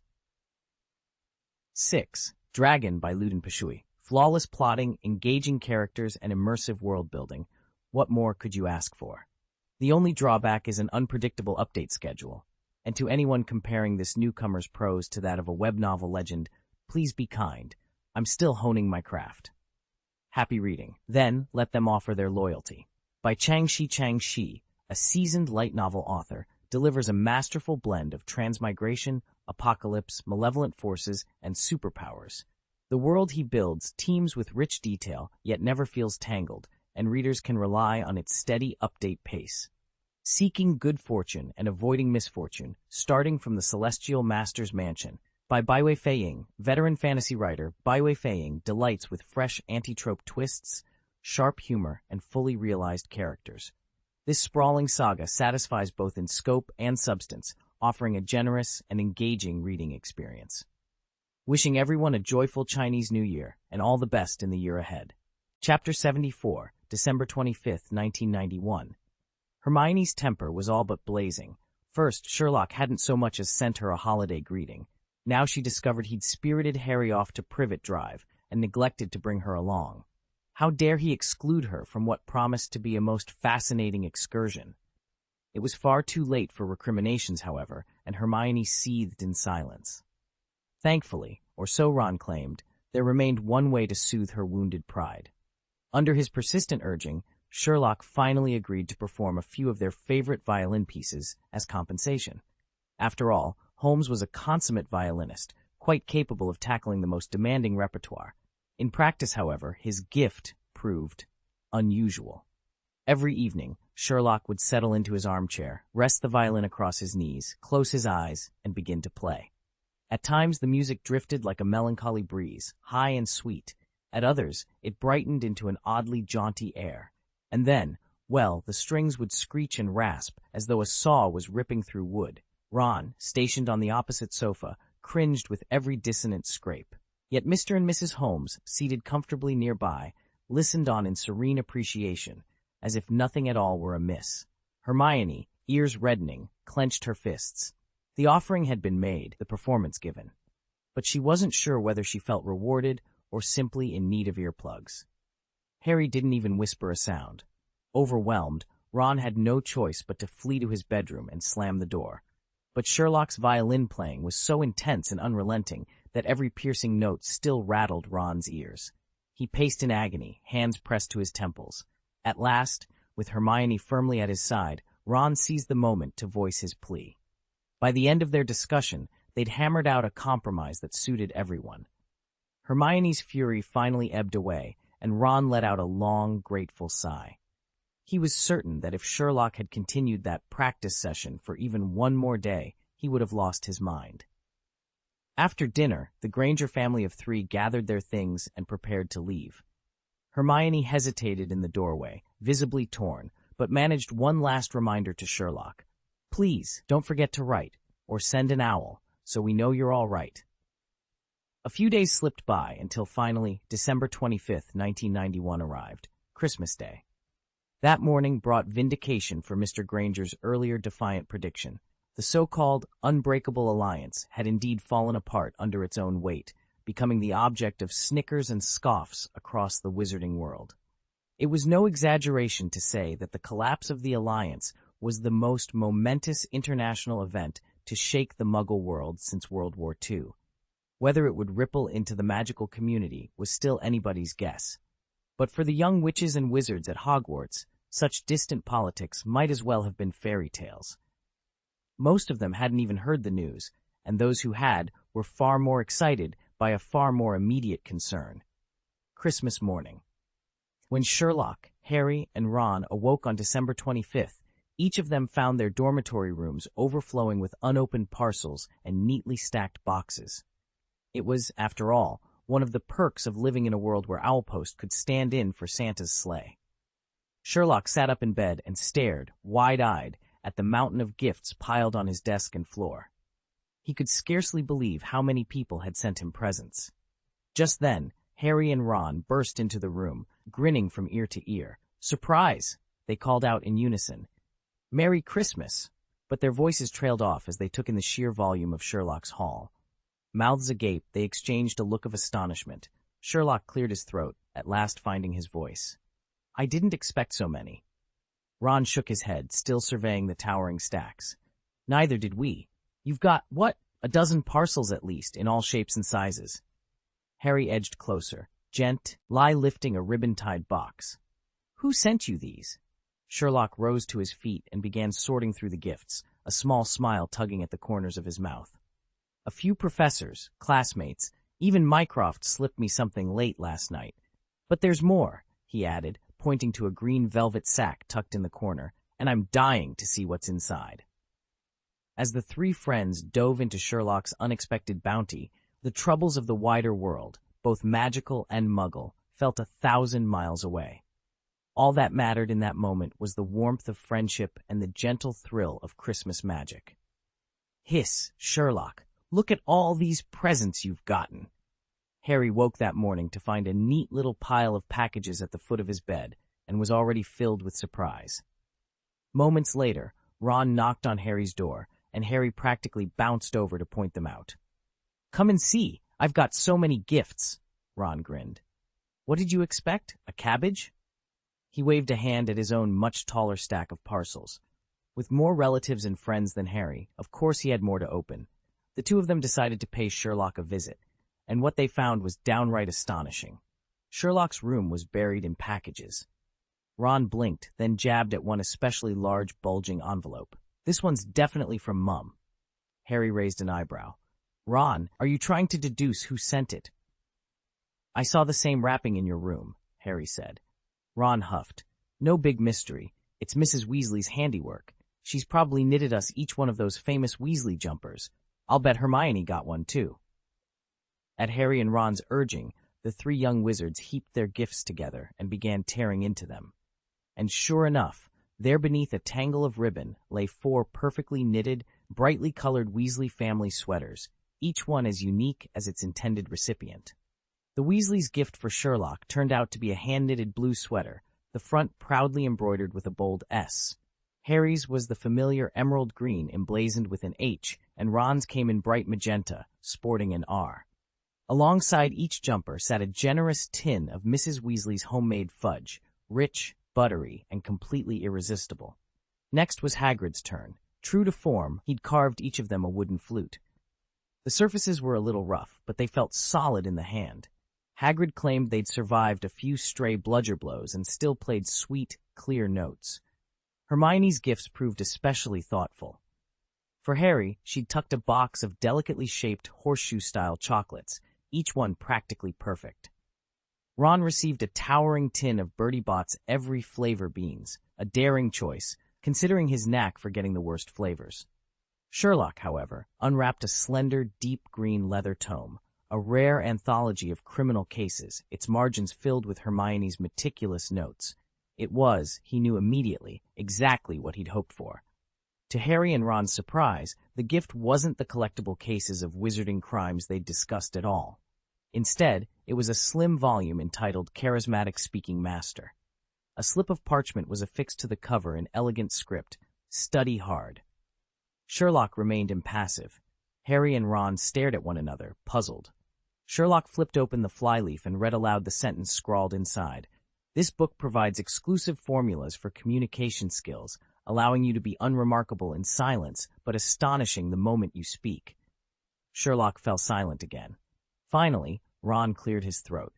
"All right, Sherlock, what did you give Hermione?" Harry chimed in. "It's not another book, is it?"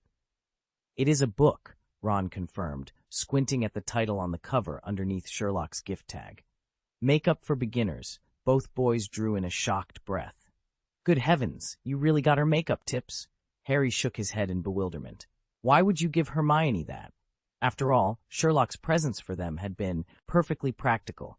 A new wand for Ron, and an exquisite wizard's chess set for Harry.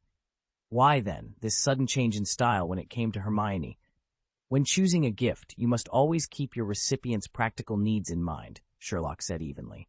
Harry blinked in surprise.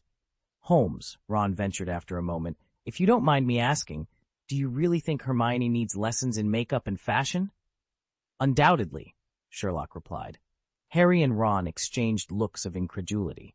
Of course, that explained why Hermione had insisted on swapping her book for Sherlock's, and had even withdrawn those collectible wizarding crime cases she'd been so proud of. Clearing his throat, Harry asked, "Right, so what did you pick for the others?" He couldn't hide his curiosity as Sherlock detailed his choices.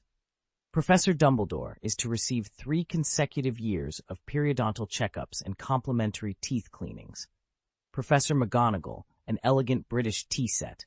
Professor Snape, a compact freezer for long-term potion storage. Professor Flitwick, a versatile music box that runs on both battery power and a rechargeable battery. Professor Sprout and Hagrid each received a book, Illustrated Guide to Home Gardening for Sprout, and Compendium of Rare Wild Animals for Hagrid. As Sherlock finished, Harry and Ron stared at him in silent astonishment. All of his gifts for the professors and the ones he'd given Harry and Ron were perfectly sensible. So why, they wondered, Had he suddenly veered into the realm of beauty tutorials when it came to Hermione? Why? Harry muttered, staring at the neatly wrapped stacks of gifts. Why does everything always have to be so odd? But never mind, what's done is done. He shrugged. The presents were all handed out. Sherlock and Hermione could sort out their own at their leisure. As the unwrapping began, Harry and Ron watched, curious to see what everyone had received. When it came to Sherlock, though, Hermione nudged them both aside. Something told her this was a moment for Harry and Ron to witness. One by one, Sherlock's gifts were unwrapped, each accompanied by a small note. Dear Holmes, thank you for covering for me in Charms class so many times. Your loyal friend, Seamus Finnegan. To Holmes, thanks for recommending an excellent seeker to the team. Of course, we'd love to have you try out. Yours, Oliver Wood. Sherlock, thank you for always helping me find Trevor. You're a true friend. Neville Longbottom. Holmes, because of you, my father was cleared of all suspicion. Merry Christmas. The Abbott family. Mr. Holmes, you solved a problem I thought had no solution. Deepest thanks, Cho Chang. Harry and Ron exchanged stunned looks.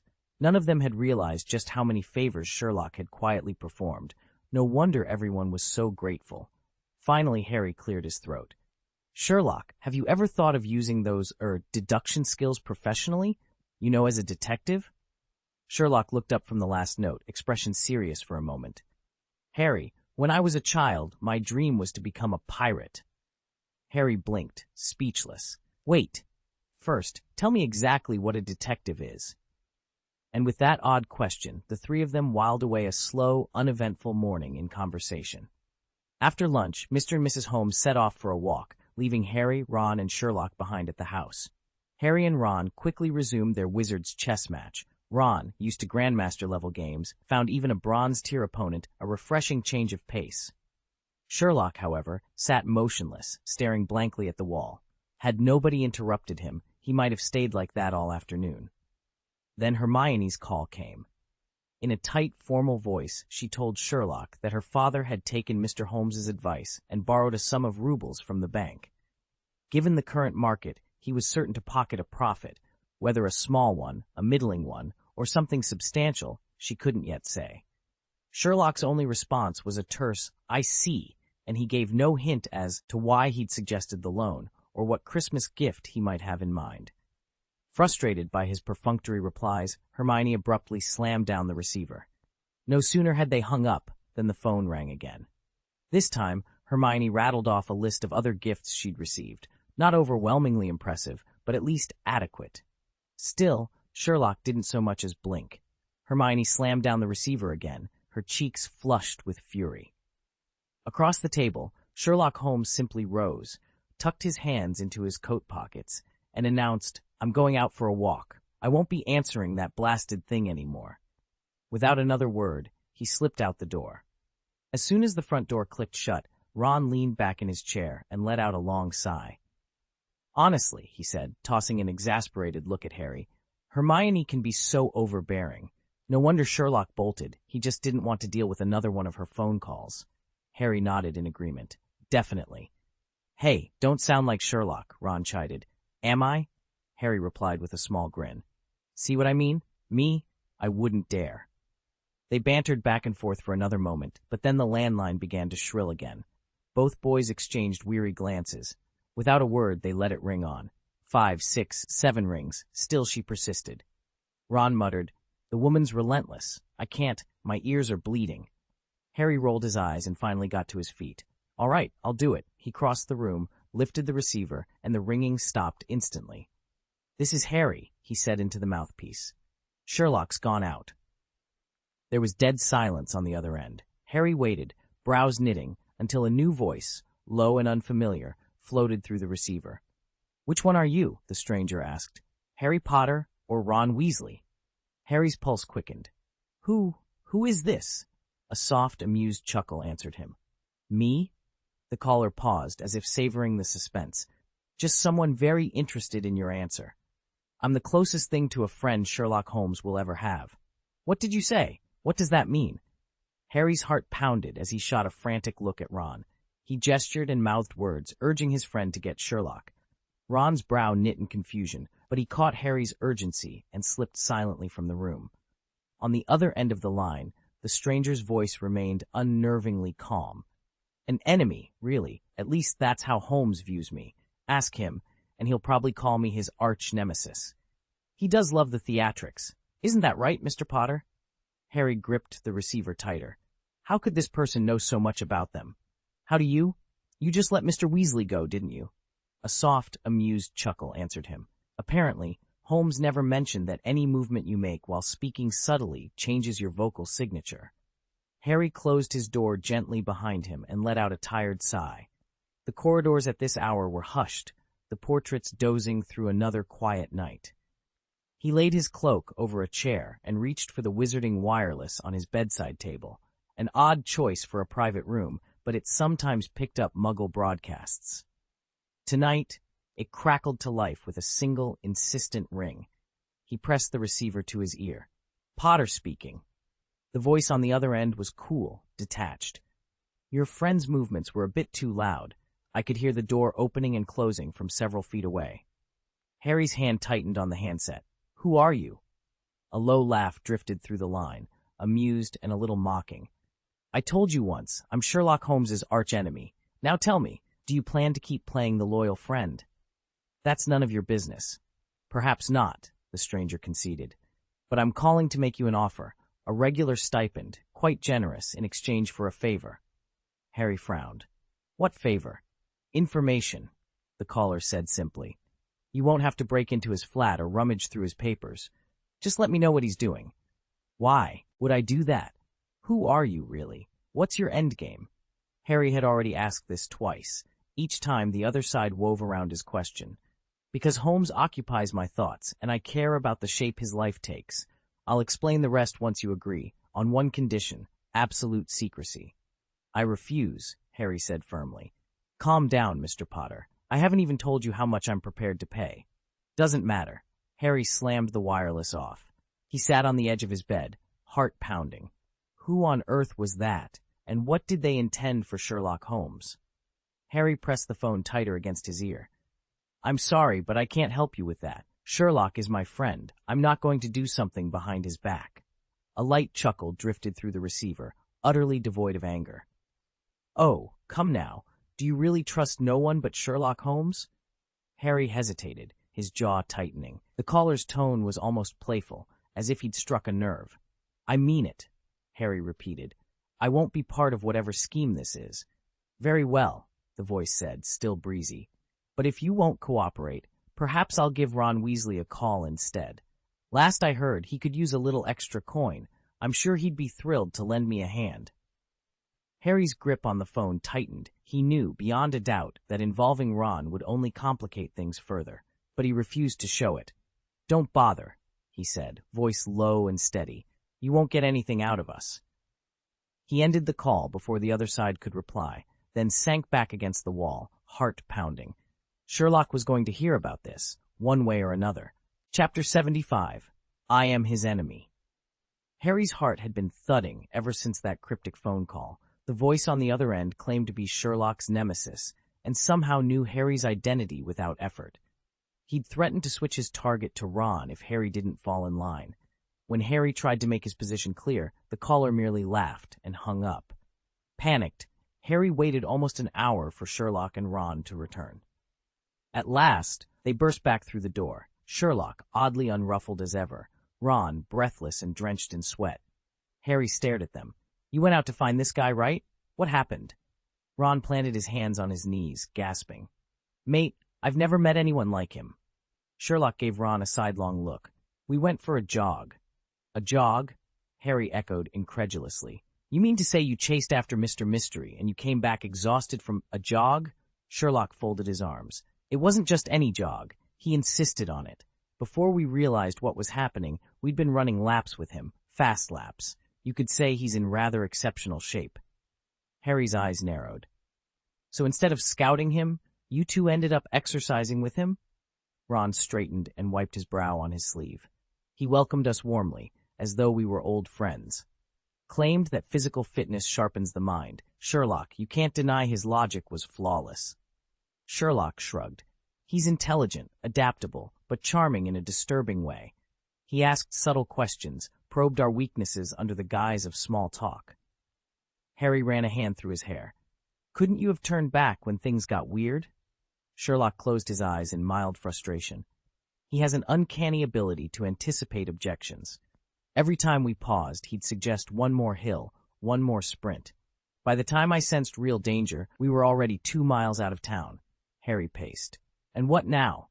Ron exchanged a glance with Sherlock. He said he'd return in 2 days. He wants a proper meeting. Just the 3 of us. No tricks, he claims. Harry froze. He'll have that meeting. Sherlock met Harry's gaze.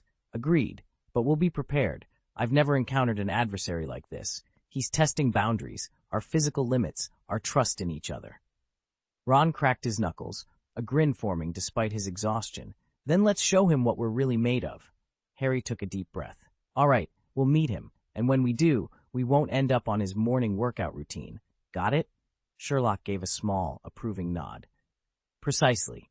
We stay sharp. We stay united. Then we'll see whose advantage this game truly favors.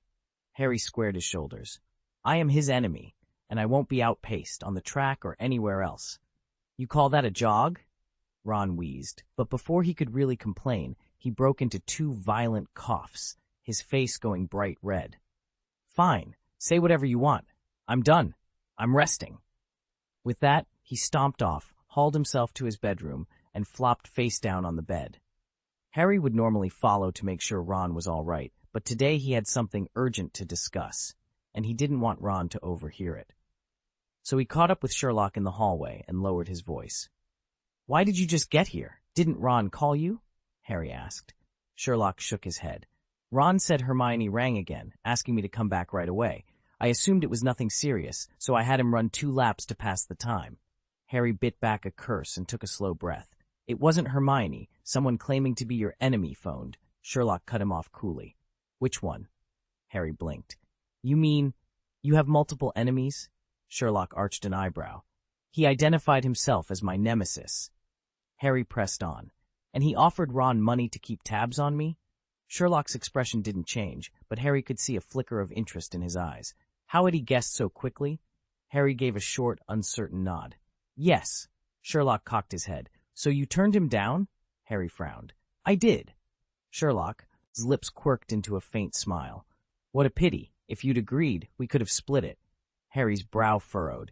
After a few more riddling comments from Sherlock, he realized he was completely off track. He held up a hand. Wait, who exactly is this? Him, you keep talking about. Sherlock settled back in his chair. He's the one who never lets me rest. Practical jokes, endless lectures on how to do things my way. Oh, and he's the single most dangerous person you've ever met. Harry's heart pounded. More dangerous than Voldemort? In a manner of speaking. Sherlock sounded almost amused. Harry's blood ran cold. This was beyond terrifying. He wasted no time. He laid out every detail of his earlier conversation with this mysterious other party, stressing in particular that Ron might be next. But Sherlock merely listened with a detached air, as though Harry had described an inconvenient rain cloud rather than a mortal threat. I'll tell Ron, Sherlock said at last, tapping his fingertips together. If this fellow approaches him, he'll need to think very carefully. And if he wants, Ron and I can, shall we say, split the arrangement. Harry clenched his fists. Sherlock, you can't be serious. Sherlock held up a hand, cutting him off. Not now. He stood and headed for the door, leaving Harry wrestling with dread, and the knowledge that whatever game was afoot, it was far from over. Let's go over our plan for when we return to school, Sherlock said, his voice calm but insistent. Harry blinked, surprise written all over his face. Plan? Ignoring Harry's reaction, Sherlock outlined their agenda. First, conduct a thorough exploration of the castle. Second, spend a night in the Forbidden Forest. Third, confront Professor Quirrell. The steps were clear and purposeful. On one level, Sherlock explained, each task would sharpen Harry's budding abilities. More critically, they would force him to face the reality of his situation. You see, Sherlock continued, Dumbledore always intended you to confront the Dark Lord directly, but he kept you in the dark about it. He never gave you a choice. Harry's brow furrowed. Even if there's a strong case for you to face Voldemort, Sherlock insisted, you deserve to know the truth. and to decide for yourself. You're 11 years old, not a pawn in someone else's scheme. Sherlock paused, then added quietly, people who hold power for too long tend to surround themselves with only praise. When no one dares to question them, arrogance creeps in. If I hadn't stepped in, Dumbledore's cunning plans would have found a willing partner in you. Together, you'd have rushed headlong toward the very fate I'm trying to prevent, and called it noble. That isn't noble at all. Dumbledore, it turned out, was still fundamentally on the side of good. He didn't fly into a rage, or worse, eliminate the questioner, just because Sherlock had challenged him. After weighing Sherlock's arguments, the headmaster quietly conceded the point. Of course, Sherlock had prepared for this reaction. He'd studied Dumbledore's habits and deduced how the old wizard would respond long before he'd launched his verbal offensive. Had that tactic failed, Sherlock had other plans at the ready. Harry listened in stunned silence as Sherlock laid it all out. Finally, he broke the quiet.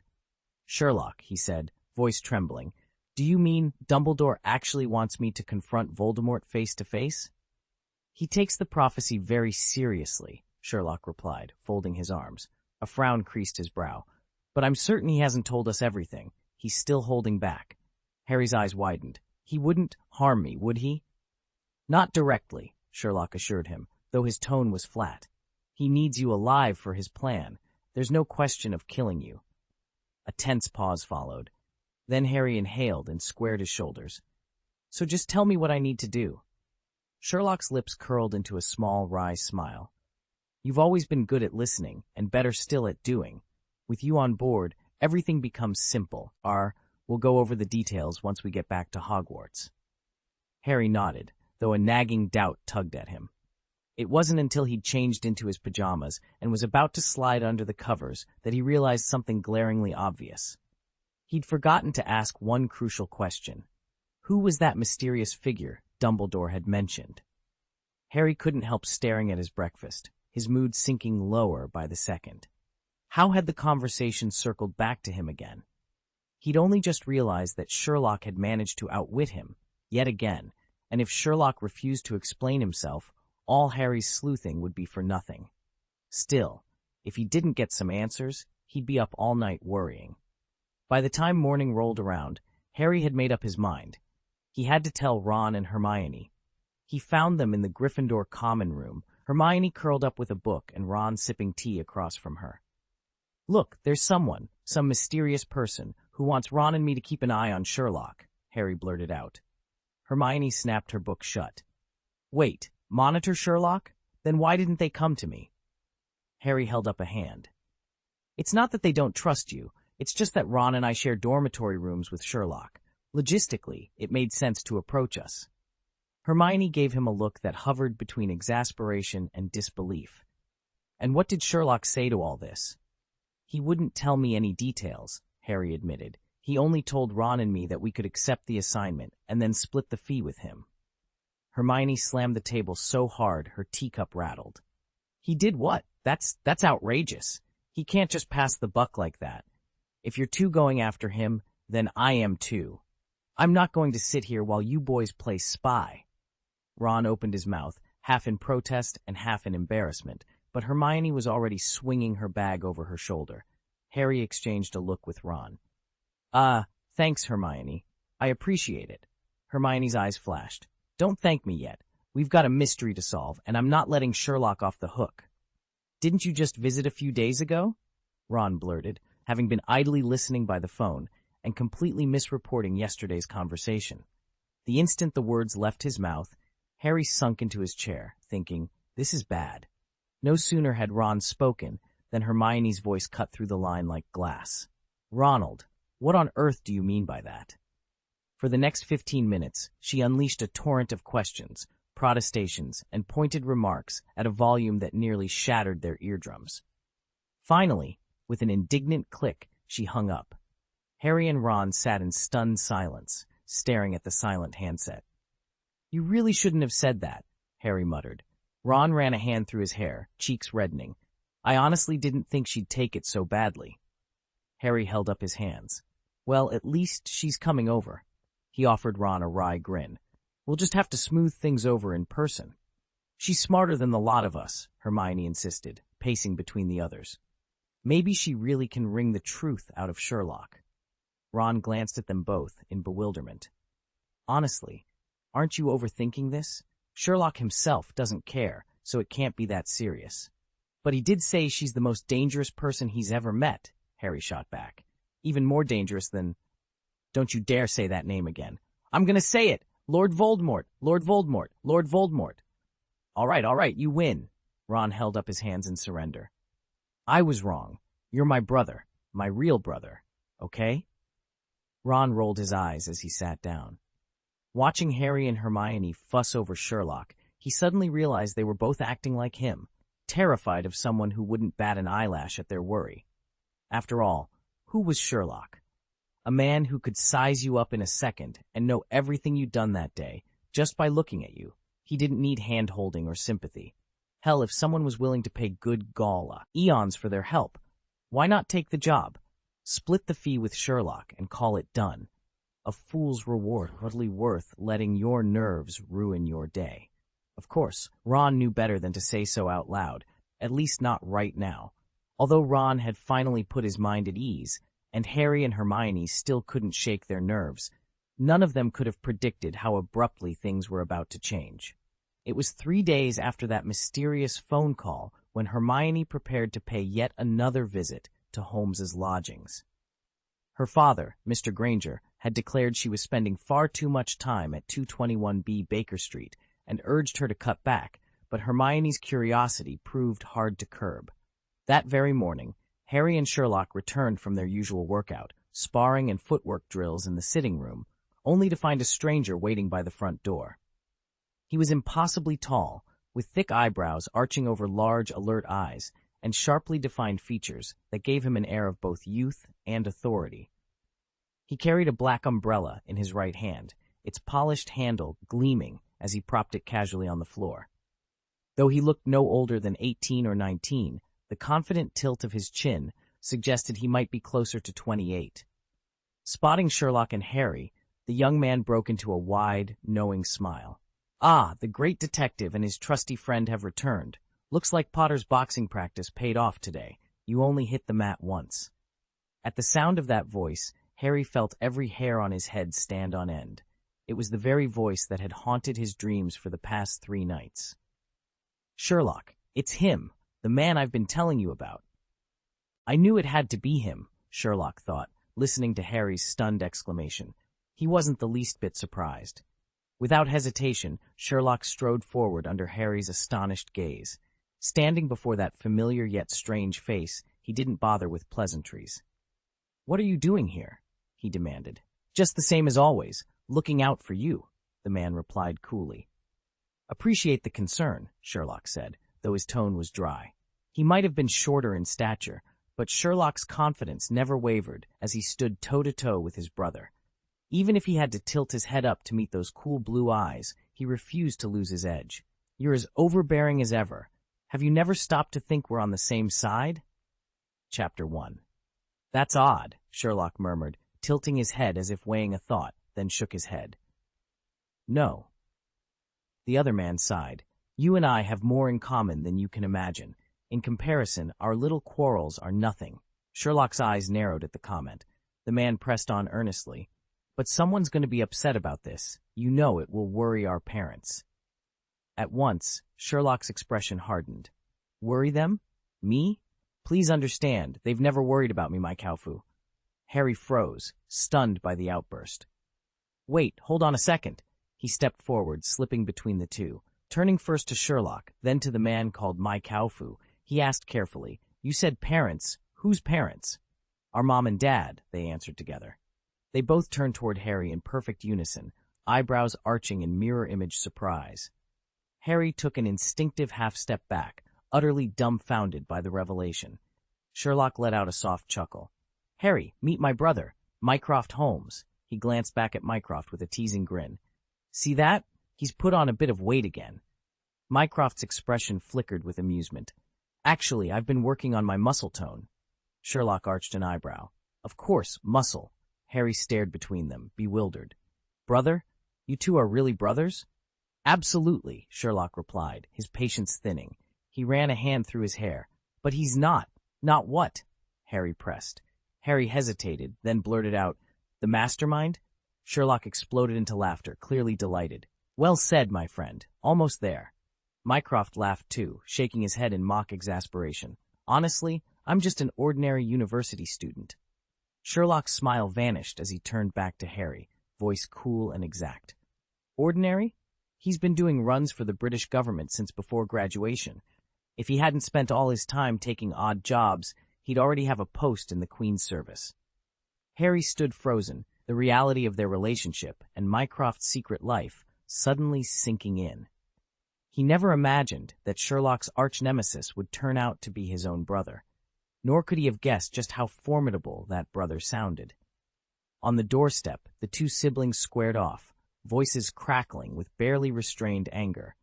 Neither would yield an inch, and Harry, caught helplessly between them, felt himself shrinking by the second. Suddenly, the door swung open with a familiar creak.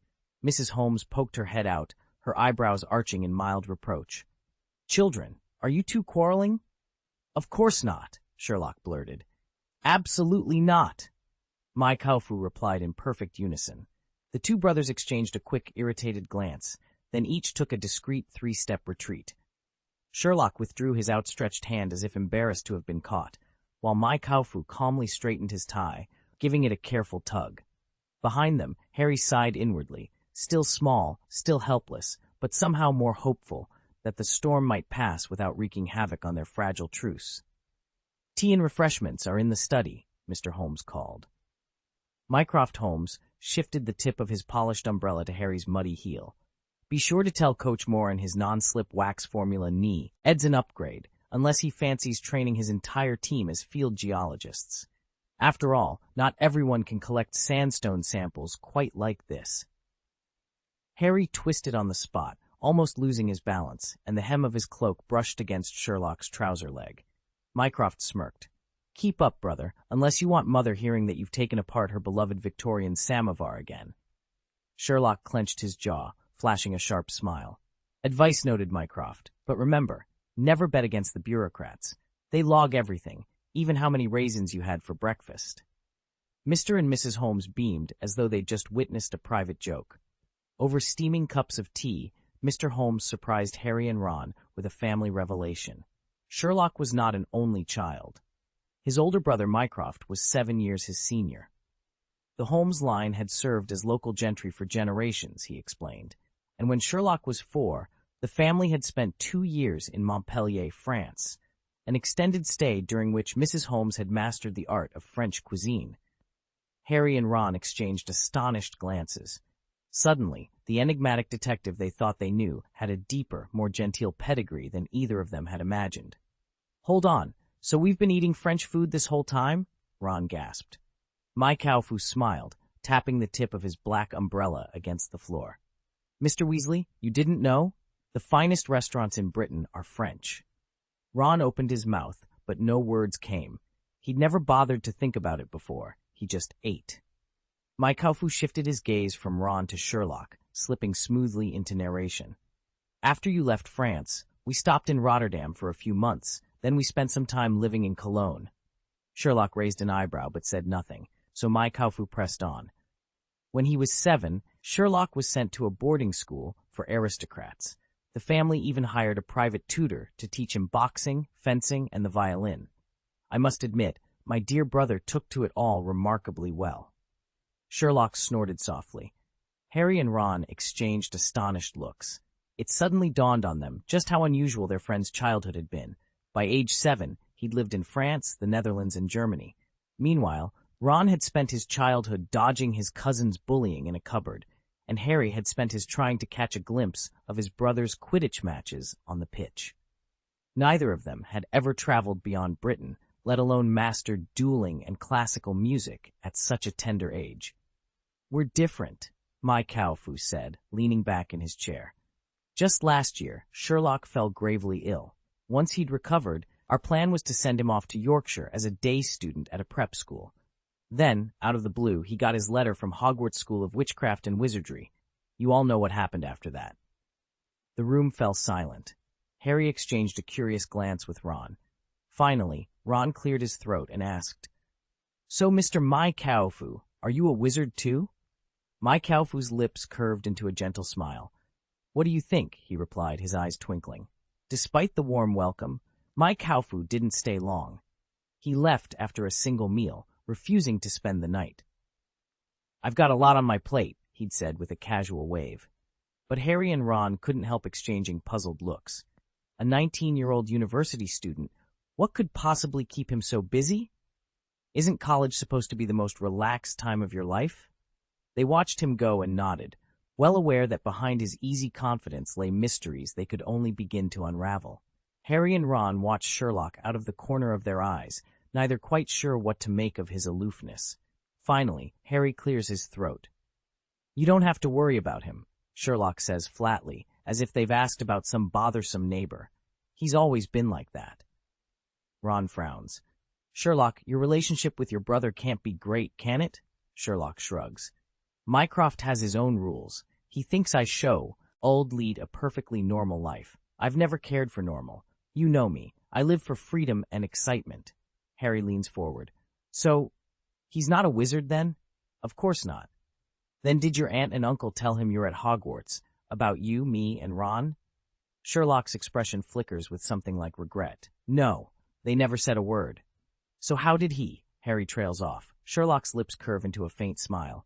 "You might not believe it, but he's even better than I am at observation and deduction.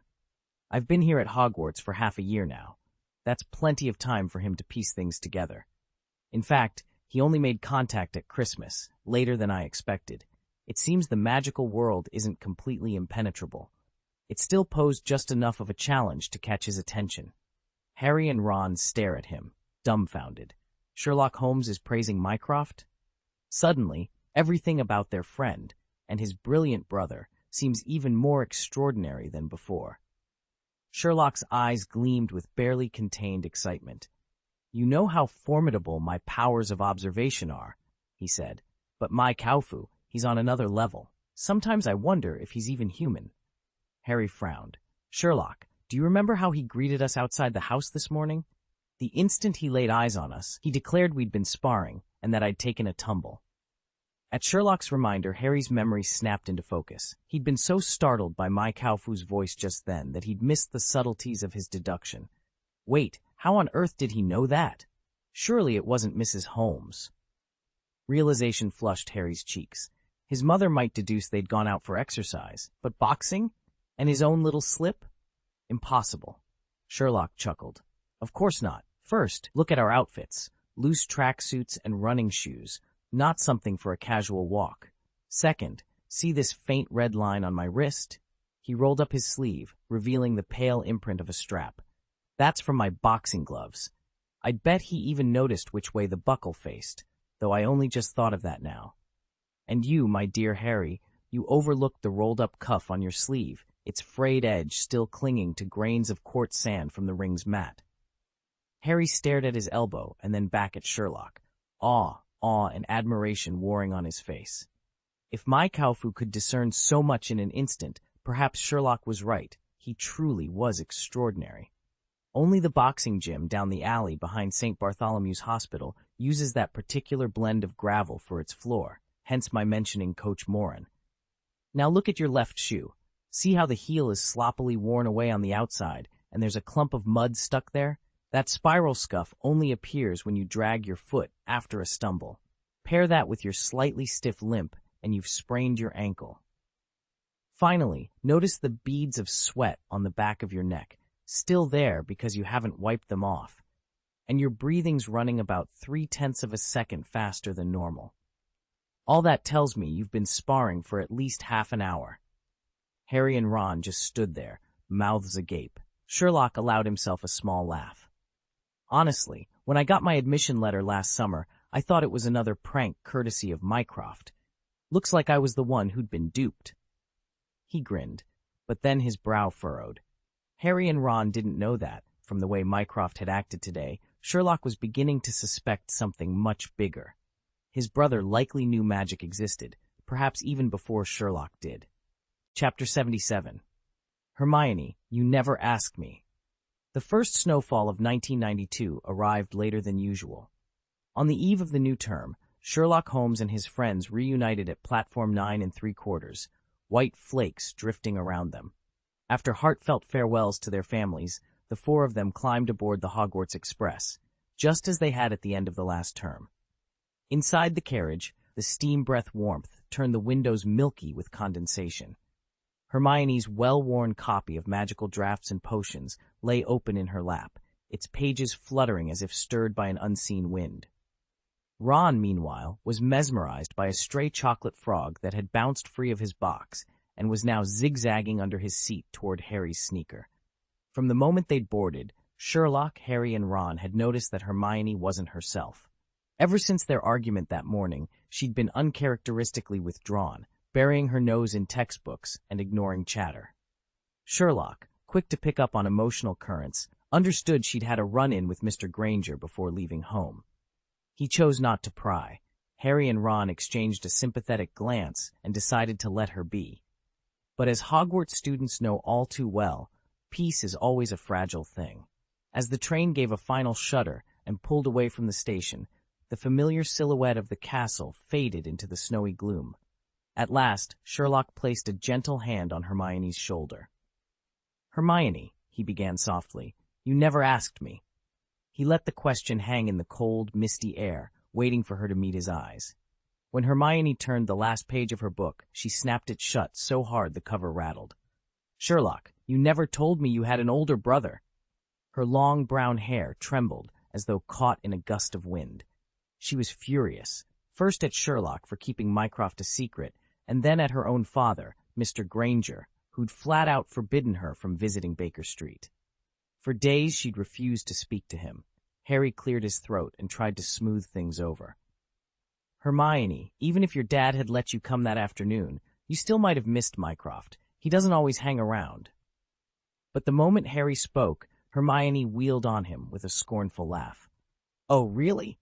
Then why didn't you call me? I told you explicitly last time to let me know if he showed up." Harry's eyes went wide. He'd blundered by opening his mouth. From across the room, Ron snorted. Having grown up with 5 older brothers and a younger sister, he knew all too well that a good temper tantrum is a woman's trademark, and a touch of irrationality, her birthright. He was secretly enjoying himself when Hermione's glare suddenly snapped to Ron. "And you, Ronald, I told you last time. Why didn't you remind Harry to call me? Do you think his slip-up makes you look any better?" Ron opened his mouth, then closed it again. "Say something, anything. Are you Hermione Granger or Severus Snape?" Since they'd boarded the train, Sherlock had been entirely absorbed in the crack patterns of frost on the window, using the enchanted magnifying glass Harry had lent him. He treated the heated argument as nothing more than distant background noise. Seeing Hermione reduce both Harry and Ron to mute bystanders only fueled her anger, so she turned on Sherlock next. "Sherlock, don't you have anything to say?" He slowly folded the magnifying glass and slipped it back into his coat pocket, letting the faint scratch of metal on fabric punctuate the silence. Then he looked up, coolly meeting her eyes. "Hermione," he said, "you never asked me." Out of her line of sight, Harry and Ron exchanged jubilant thumbs-ups. "You really are you," they seemed to grin. Hermione had steeled herself for a fierce rebuttal, but she hadn't expected Sherlock to end the whole affair with a single, perfectly delivered line. "Even so, you could have invited me along," Hermione said, her disappointment barely concealed. They were gathered in the Gryffindor common room. Harry, Ron, Hermione, and Sherlock surround, ed by flickering firelight and a mountain of wizarding sweets. But Sherlock's mood had turned decidedly frosty. He set aside his magnifying glass with deliberate calm, leaned back against the overstuffed armchair, and rested his chin in his clasped hands. "I didn't think you'd want to meet Mycroft." Hermione frowned. "But he's your brother. He even sent Harry and Ron to keep an eye on you. He must care about you." A sardonic smile flickered across Sherlock's face. "That's just him playing doting big brother. For someone who spends half his life worrying his parents, he really ought to sort out his own affairs before he volunteers as guardian to everyone else." The cozy room grew tense. Hermione bit her lip and shot a pleading look at Harry and Ron. They'd all been hoping for a peaceful holiday, no family dramas. But Sherlock's expression was unyielding, and pressing further felt futile. With a frustrated sigh, she glared at her two best friends as if to say, "It's not our fault." Fortunately, the mention of Mycroft drew a firm line under the topic. Harry cleared his throat and waved toward the table piled high with chocolate frogs, Bertie Bott's every flavor beans, and other Honeyduke's delights. "Snack time?" he suggested, flashing a grin. Ron sprang up, scooped a handful of sweets, and soon plates clattered onto the low table. Conversation shifted effortlessly to Christmas plans, end-of-term exams, and the latest Quidditch gossip, anything but Mycroft. Laughter returned to the room, and for the moment, the looming prospect of a tense Christmas dinner was forgotten amid shared jokes and sugary treats. Everyone except Ron had managed to collect a handful of wizard cards. Ron, by contrast, was already sitting on nearly 500. He lacked only the two elusive SSR-level rares, Agrippa and Ptolemy. He wasn't too bothered. Those cards were so scarce even among SSRs that he had long since stopped hoping to find them. Better, he thought, to concentrate on chocolate frogs instead. In fact, he even retrieved the one that had rolled under the seat earlier. By the time their train pulled into Hogsmeade, darkness had already fallen, and the heavy snow swirling across the highlands had eased to nothing. With only a fraction of the students back on campus, the castle felt unusually quiet. No sooner had they disembarked than Fred and George Weasley came bounding over, their laughter echoing down the platform. After a quick hello to Fred, George, and Ginny, Ron barely got a nod in return before the twins pounced. "Look who it is! Little Ronnie! 2 weeks away and you're already as round as a pudding!" Fred crowed. "Honestly, the Holmes family food must be exceptional," George added with a mock sigh. "Absolutely heartbreaking that you ditch your own brothers to feast with your friend. It's a disgrace to public morality, a perversion of humanity, a cold, callous world, and utter madness." Ron thrashed and squirmed, but the twins slipped his arms into their trademark headlocks and began hauling him off down the corridor. Desperate, he caught sight of Percy a few paces ahead and shouted, "Percy! Help me!" Percy glanced back for a heartbeat, then strolled on as though nothing was happening. Unbelievable. Even as their older brother, Percy wouldn't risk crossing Fred and George, not after the twins' Christmas morning prank. They'd teased him relentlessly about that new sweater Mom had knitted, insisted the big P didn't stand for Percy at all, but prefect. Ever the stickler for rules and dignity, Percy had refused to laugh, and now he'd refused to help. He'd meant only to teach his two mischievous younger brothers a lesson, but lacking both strength and leverage, he'd ended up being hoisted off the scene by them instead. After that debacle, he wasn't in any hurry to pick another fight, and truth be told, he felt a little gleeful when he saw Ron wind up in the same predicament. Finally, he wasn't the only one suffering from bad luck. Shortly after Ron was hauled away by the Weasley twins, Seamus, bored of arriving at school so early, pulled Harry over to test a brand-new wizard's chess set. Harry hardly protested. Meanwhile, only Sherlock and Hermione remained in the corridor. Hermione glanced up at Sherlock with a smile. "Need some fresh air? A little pick-me-up?" Sherlock offered a casual nod. It was the perfect excuse to sketch out his plans for the evening.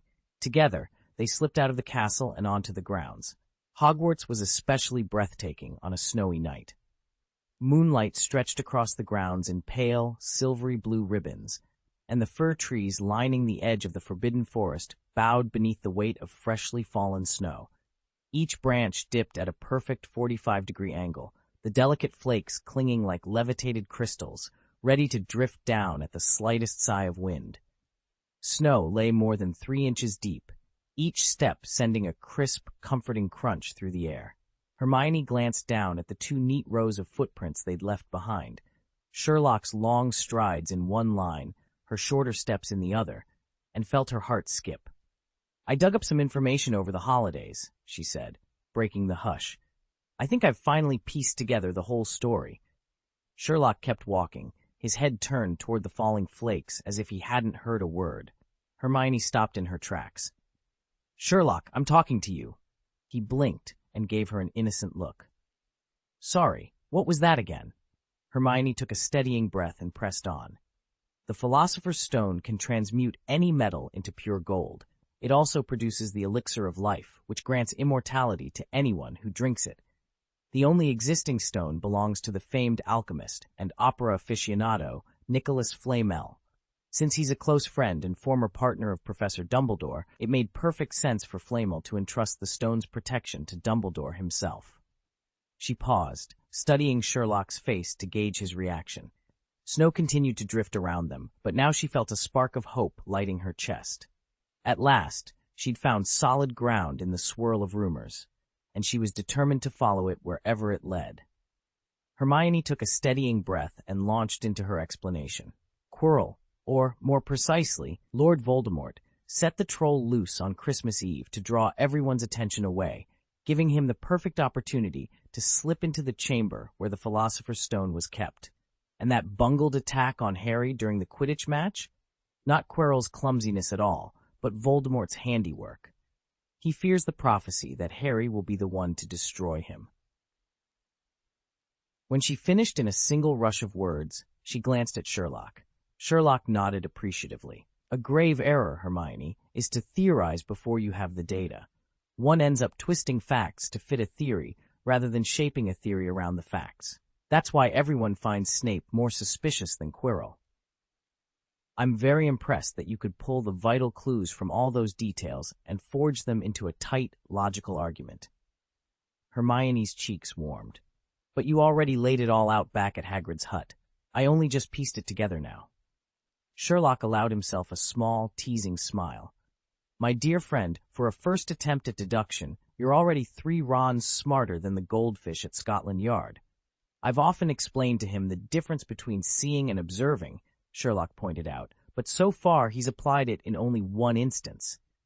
Hermione, annoyed at the implicit comparison to Ron, nevertheless asked, which instance? Sherlock's lips curved in a faint smile. He never mistakes a sugar quill for an ordinary quill, even though they look nearly identical. Hermione raised an eyebrow, muttered something under her breath, and tucked her bag under her arm. I'm off to review my notes. See you tomorrow. With that, she swept back toward the castle. As soon as Hermione was out of earshot, Sherlock allowed himself a small, self-satisfied nod.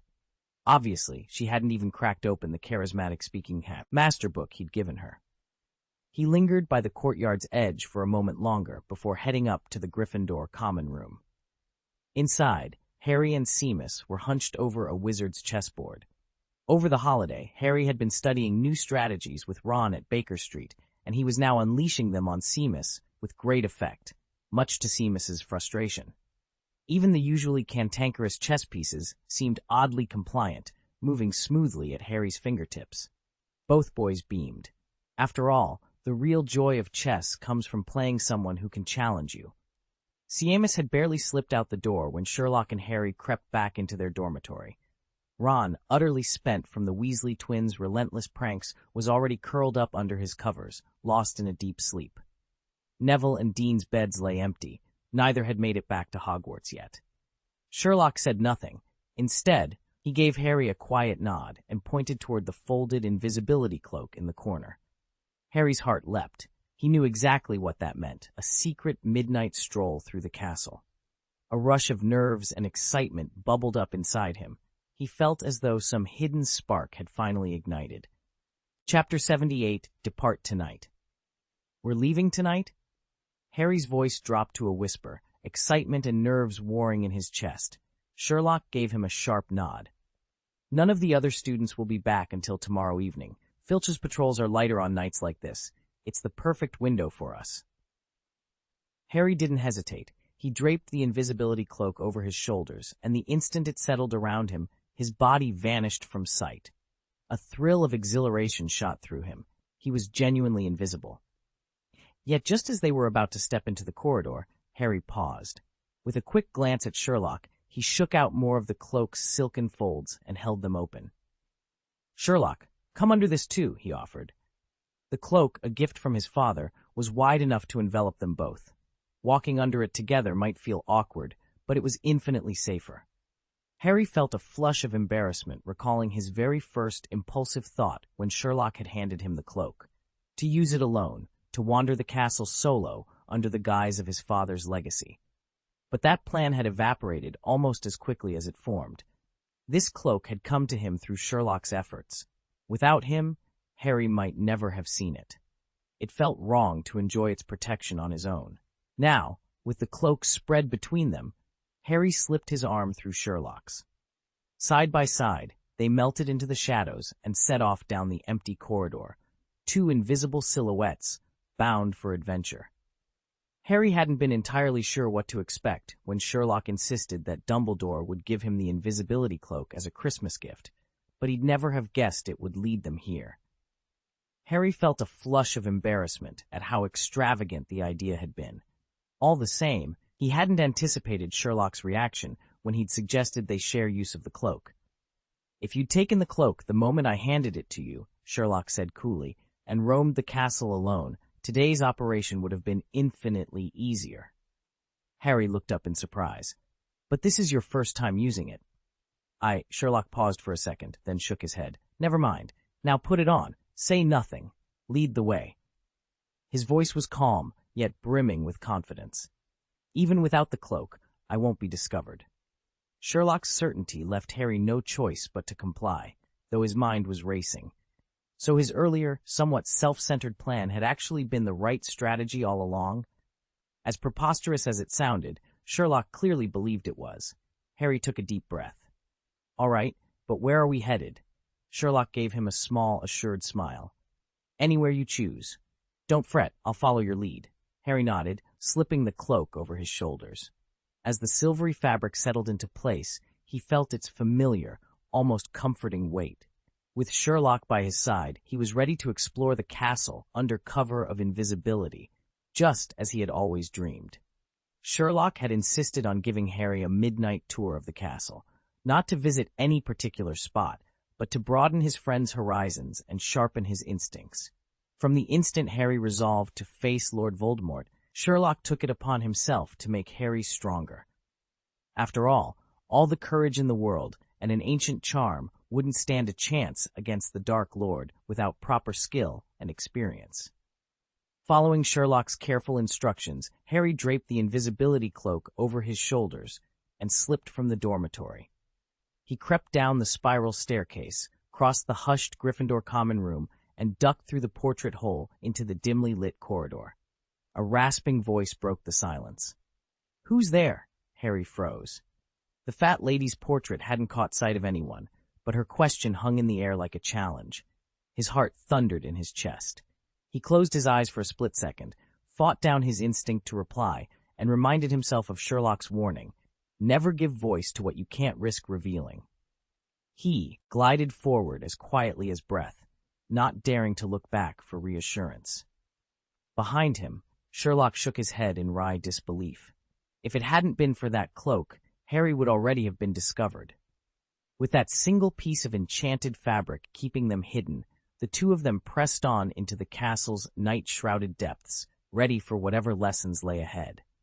Harry moved down the corridor under the invisibility cloak, but even its concealment couldn't disguise his nervous, awkward steps from Sherlock's keen eye.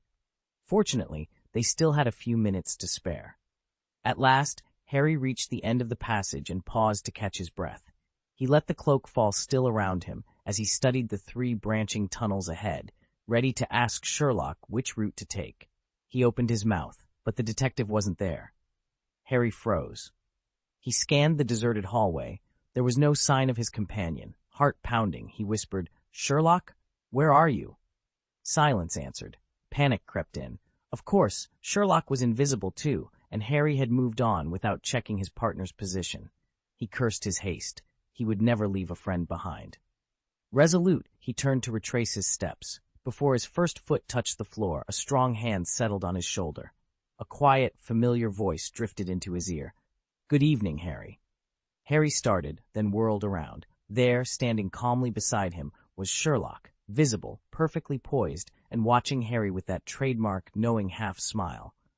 Relief rushed through Harry as he met those sharp eyes. "Sherlock," he breathed, as if greeting both a friend and a miracle. "Quiet, Harry, unless you want to draw every curious eye in the castle." I thought you were." Harry's cheeks flamed. He was under the invisibility cloak. Yet he'd completely lost track of Sherlock and even assumed Holmes had gone missing. Sherlock moved 2 paces back, pressing his back into the shadows of a massive stone pillar. An invisibility cloak hides you from sight, he said, but it doesn't render you undetectable. Tracking and concealment are skills to be mastered, not shortcuts. He held up a slender, glowing shard of glass.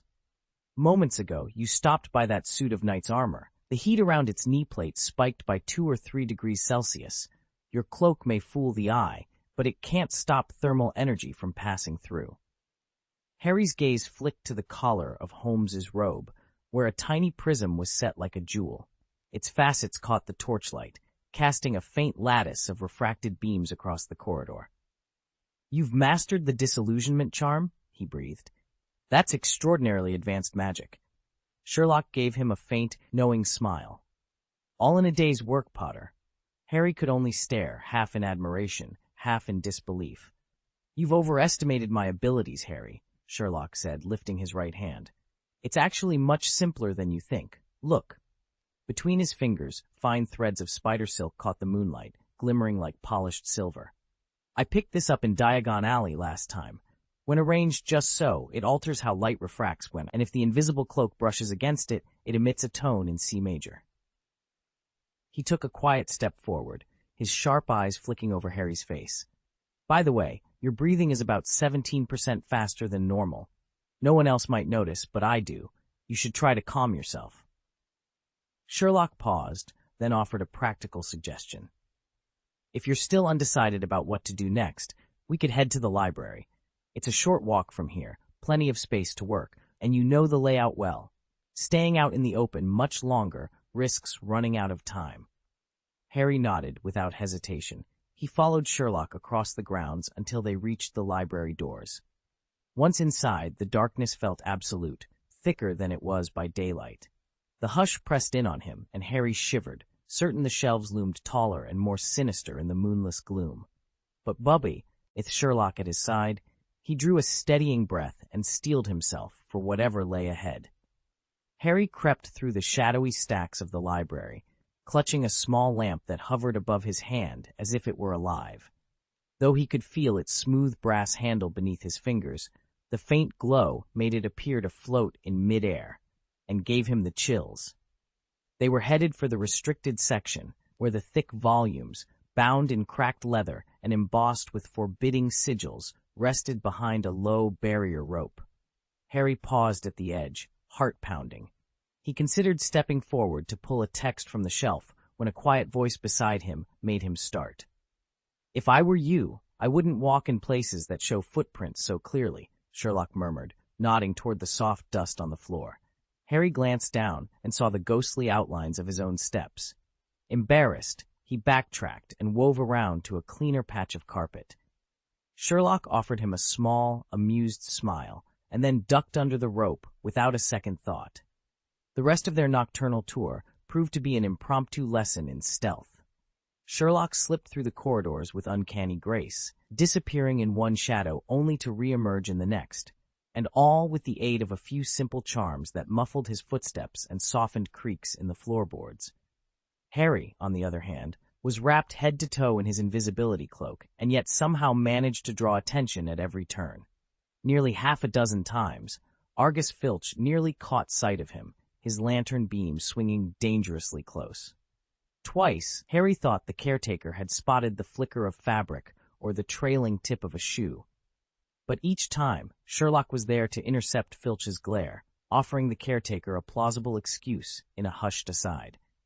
In moments, they would slip away, vanishing corners ahead, leaving Filch muttering to himself as he rubbed his chin. By the time they returned to the main reading room, Harry was breathing hard and feeling more alert than he had all evening. Sherlock glanced at him with satisfaction. "Not bad for a first lesson," he said. "Next time, we'll work on silence and misdirection." Harry nodded. He'd never felt more determined to be the kind of wizard who could move as unseen and as sure-footed as his friend. Harry's frustration grew every time Sherlock took the lead. How was he supposed to follow those swift, confident strides down Hogwarts' winding corridors? Harry nearly tripped over his own feet, and that was with an invisibility cloak to help him.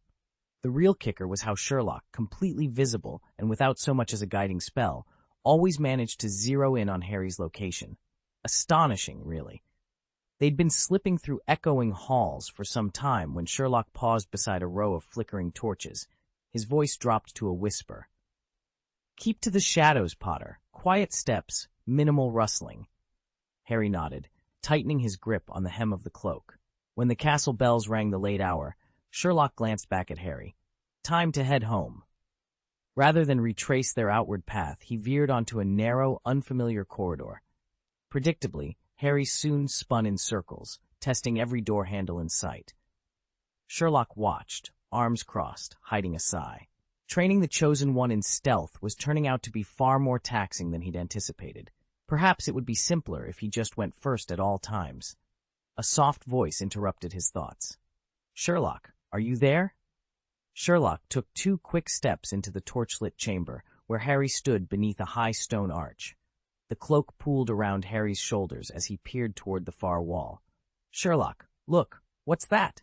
Rather than immediately follow Harry's finger, Sherlock let his eyes sweep the room. The slender pillars, the dusty alcoves, the ancient tapestry depicting a long-forgotten battle. Only then did he fix his gaze on the object that had so captivated Harry. Under the pale moonlight, the classroom looked frozen in time. Desks and chairs were heaped against the far wall, their dark silhouettes stretching across the floor. An overturned wastebasket lay nearby, its contents spilled in silent testimony to a hasty departure. Sherlock's attention shifted to the object that had caught Harry's eye. A grand full-length mirror, nearly touching the ceiling. Its gilded frame was intricately carved, and 2 clawed feet gripped the base as though it were a living creature.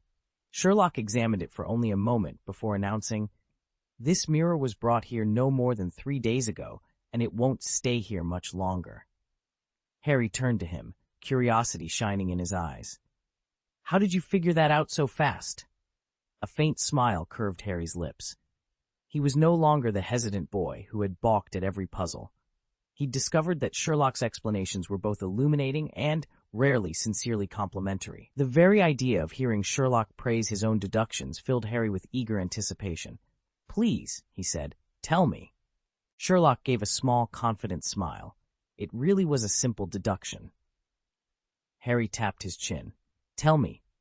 As usual, Sherlock launched into his explanation. "Notice there's no thick layer of dust on the floor, and no stray footprints. Just those fresh gouges in the wood where something heavy was dragged. The dust pattern around where the mirror stood has been disrupted, leaving a cleaner outline that matches its frame, while the rest of the room is covered in an even layer of grime. Choosing an abandoned classroom like this and dumping the mirror here so carelessly tells us it's just a temporary storage spot. They'll move it on soon." Harry shook his head in admiration. "It's always like this with you, Sherlock. Once you explain it, everything clicks into place. But before that, I'm completely lost." Sherlock chuckled. "You're too kind, my friend. Now, if you plan to stick around, do try to keep an eye on the time." To Sherlock's slight surprise, Harry only shook his head. "No worries. So shall we go in?" "Go in? Take a closer look at the mirror?" Sherlock's brow rose in genuine interest. Harry shook his head. "It's already so late, and I just can't shake the feeling that something's wrong." He glanced at the mirror, uneasy. It looked too deliberate, as though someone had set it up specifically for him and Sherlock. "Deduction is catching, my dear friend," Sherlock said with a chuckle. Harry flinched. Any noise might bring Filch down the corridor. "See? You're using deductive reasoning on our predicament now," Sherlock continued, still smiling. Harry's instincts nagged at him, but Sherlock had already worked it out. Only a handful of people at Hogwarts had both the motive and the skill to plant this mirror, and Sherlock had identified the likely culprit in seconds. "Here's the catch," Sherlock said, his tone suddenly serious. "Neither of us can leave this room." "What?" Harry's heart rate spiked. "I'd bet you a galleon that the moment we step outside, we'll run straight into Filch, or someone equally determined to force us right back in." At that warning, Harry and the shadowy figure lurking near the back wall fell silent. Sherlock took a step toward the door. "If you don't believe me," he said, "try opening it now." Harry stared at the heavy wooden door, fingers twitching toward the handle. His curiosity warred with his caution, until finally he gave in. It wasn't that Harry doubted Sherlock's instincts, he simply wanted to see for himself.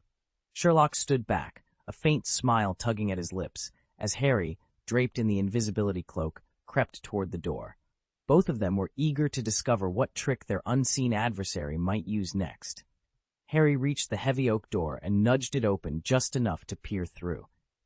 In an instant, two bright green eyes, Madame Norris's, materialized in the gap. Harry froze, unsure whether the cloak rendered him invisible to cats.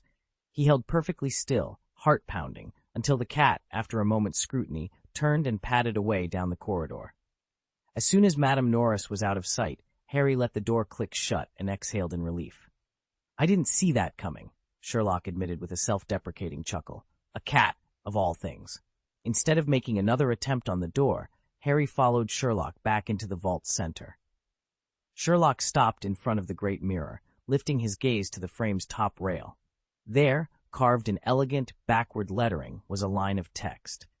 Erat straru oi ube kafru on wosi.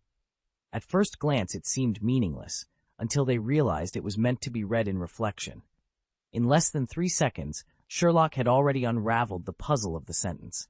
Surprise flickered across his face, then curled into a wry, mocking smile.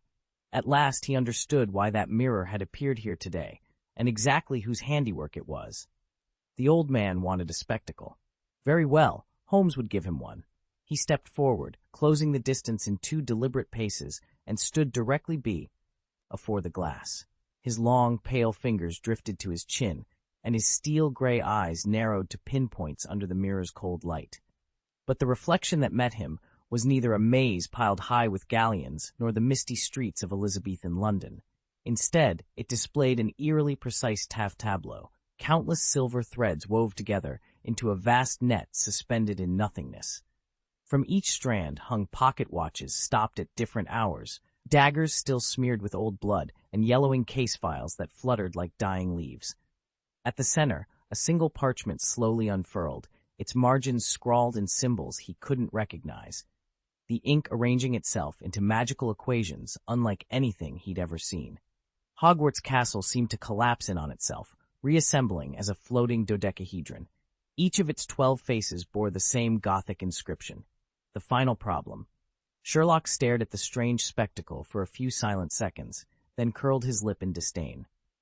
Just a tedious emotional projection trick. Show me something truly impossible, say, the exact moment I stop thinking. At that moment, Harry joined him. Glancing at Sherlock's sneer, he asked, "Sherlock, what are you talking about?" Without a word, Sherlock pointed to a line of text etched along the top edge of the mirror. Harry peered at the unfamiliar letters, then rubbed his eyes and peered again, utterly baffled. Before he could ask what it meant, Sherlock supplied the answer. Erist stra eru oitubo kafru oitun wosi. It's a simple riddle. Read it backwards and break it into words. I show not your face, but your heart's desire. Harry's brow furrowed. What does that mean? Sherlock repeated softly. I show not your face, but your heart's desire. This mirror doesn't reflect how you look. It reveals your deepest, most urgent longing. Harry's eyes widened. So, it really is that magical. Sherlock, what do you see? Harry asked, leaning forward with genuine curiosity. Sherlock didn't answer. He stepped aside and beckoned Harry forward with a tilt of his head. Sherlock? Harry repeated, puzzled. Without a word, Sherlock pointed at the large, ornate mirror before them.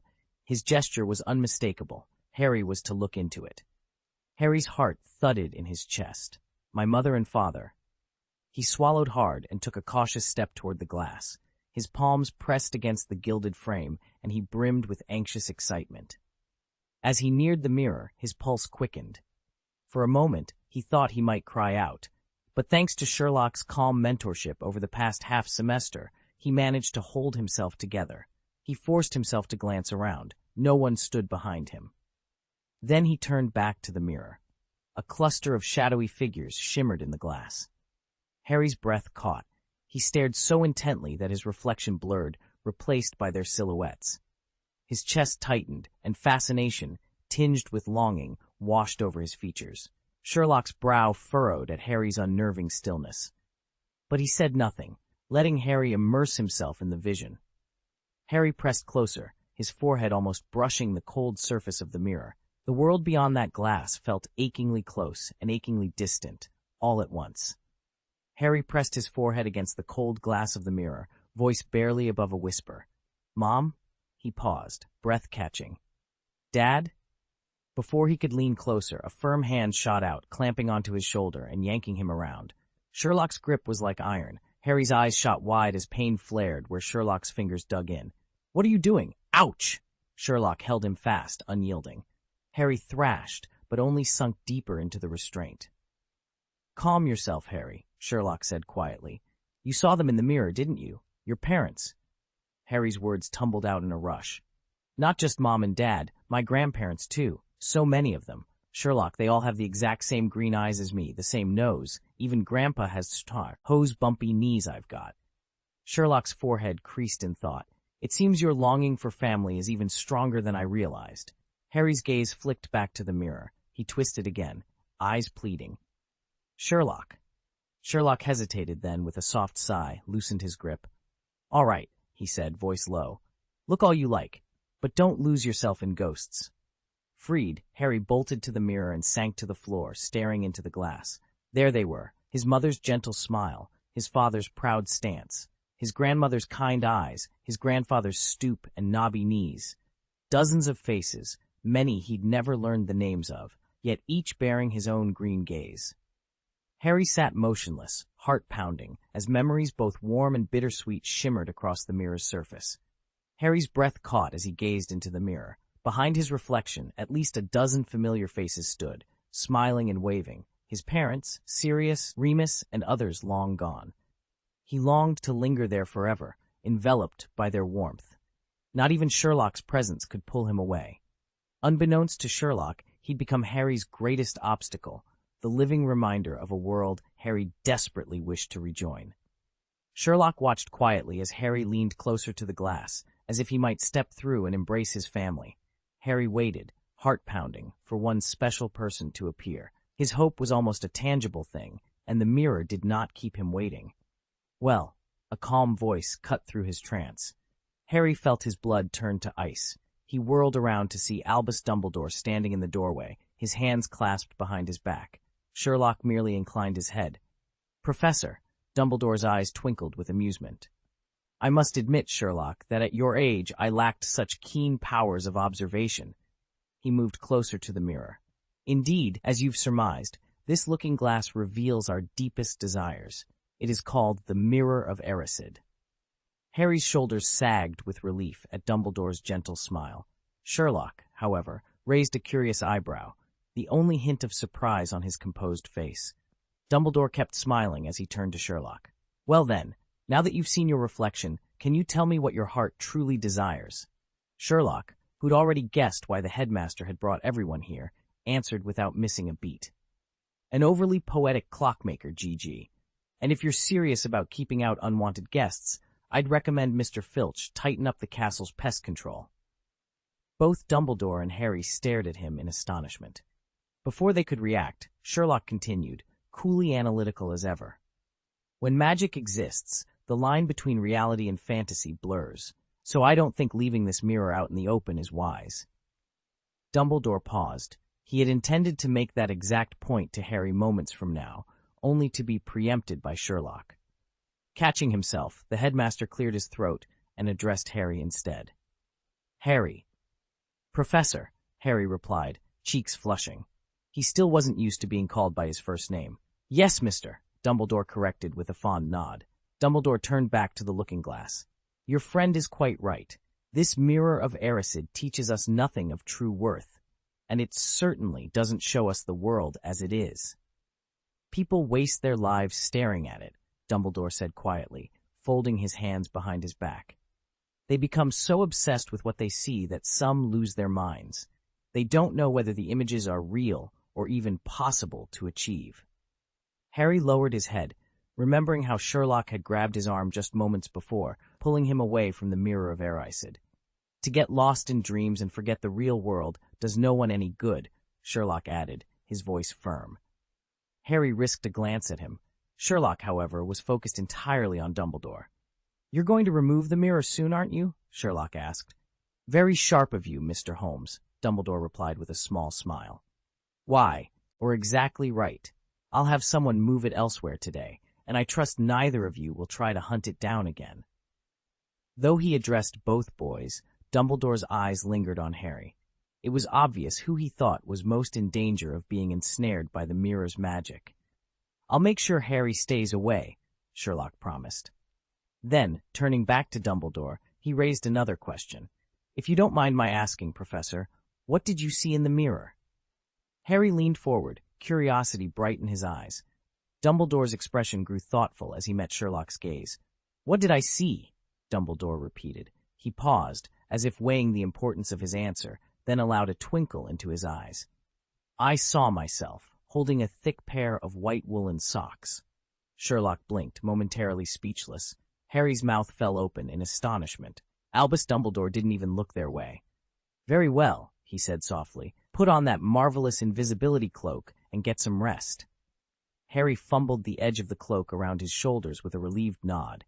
Sherlock, however, slipped in front of him and cocked an eyebrow.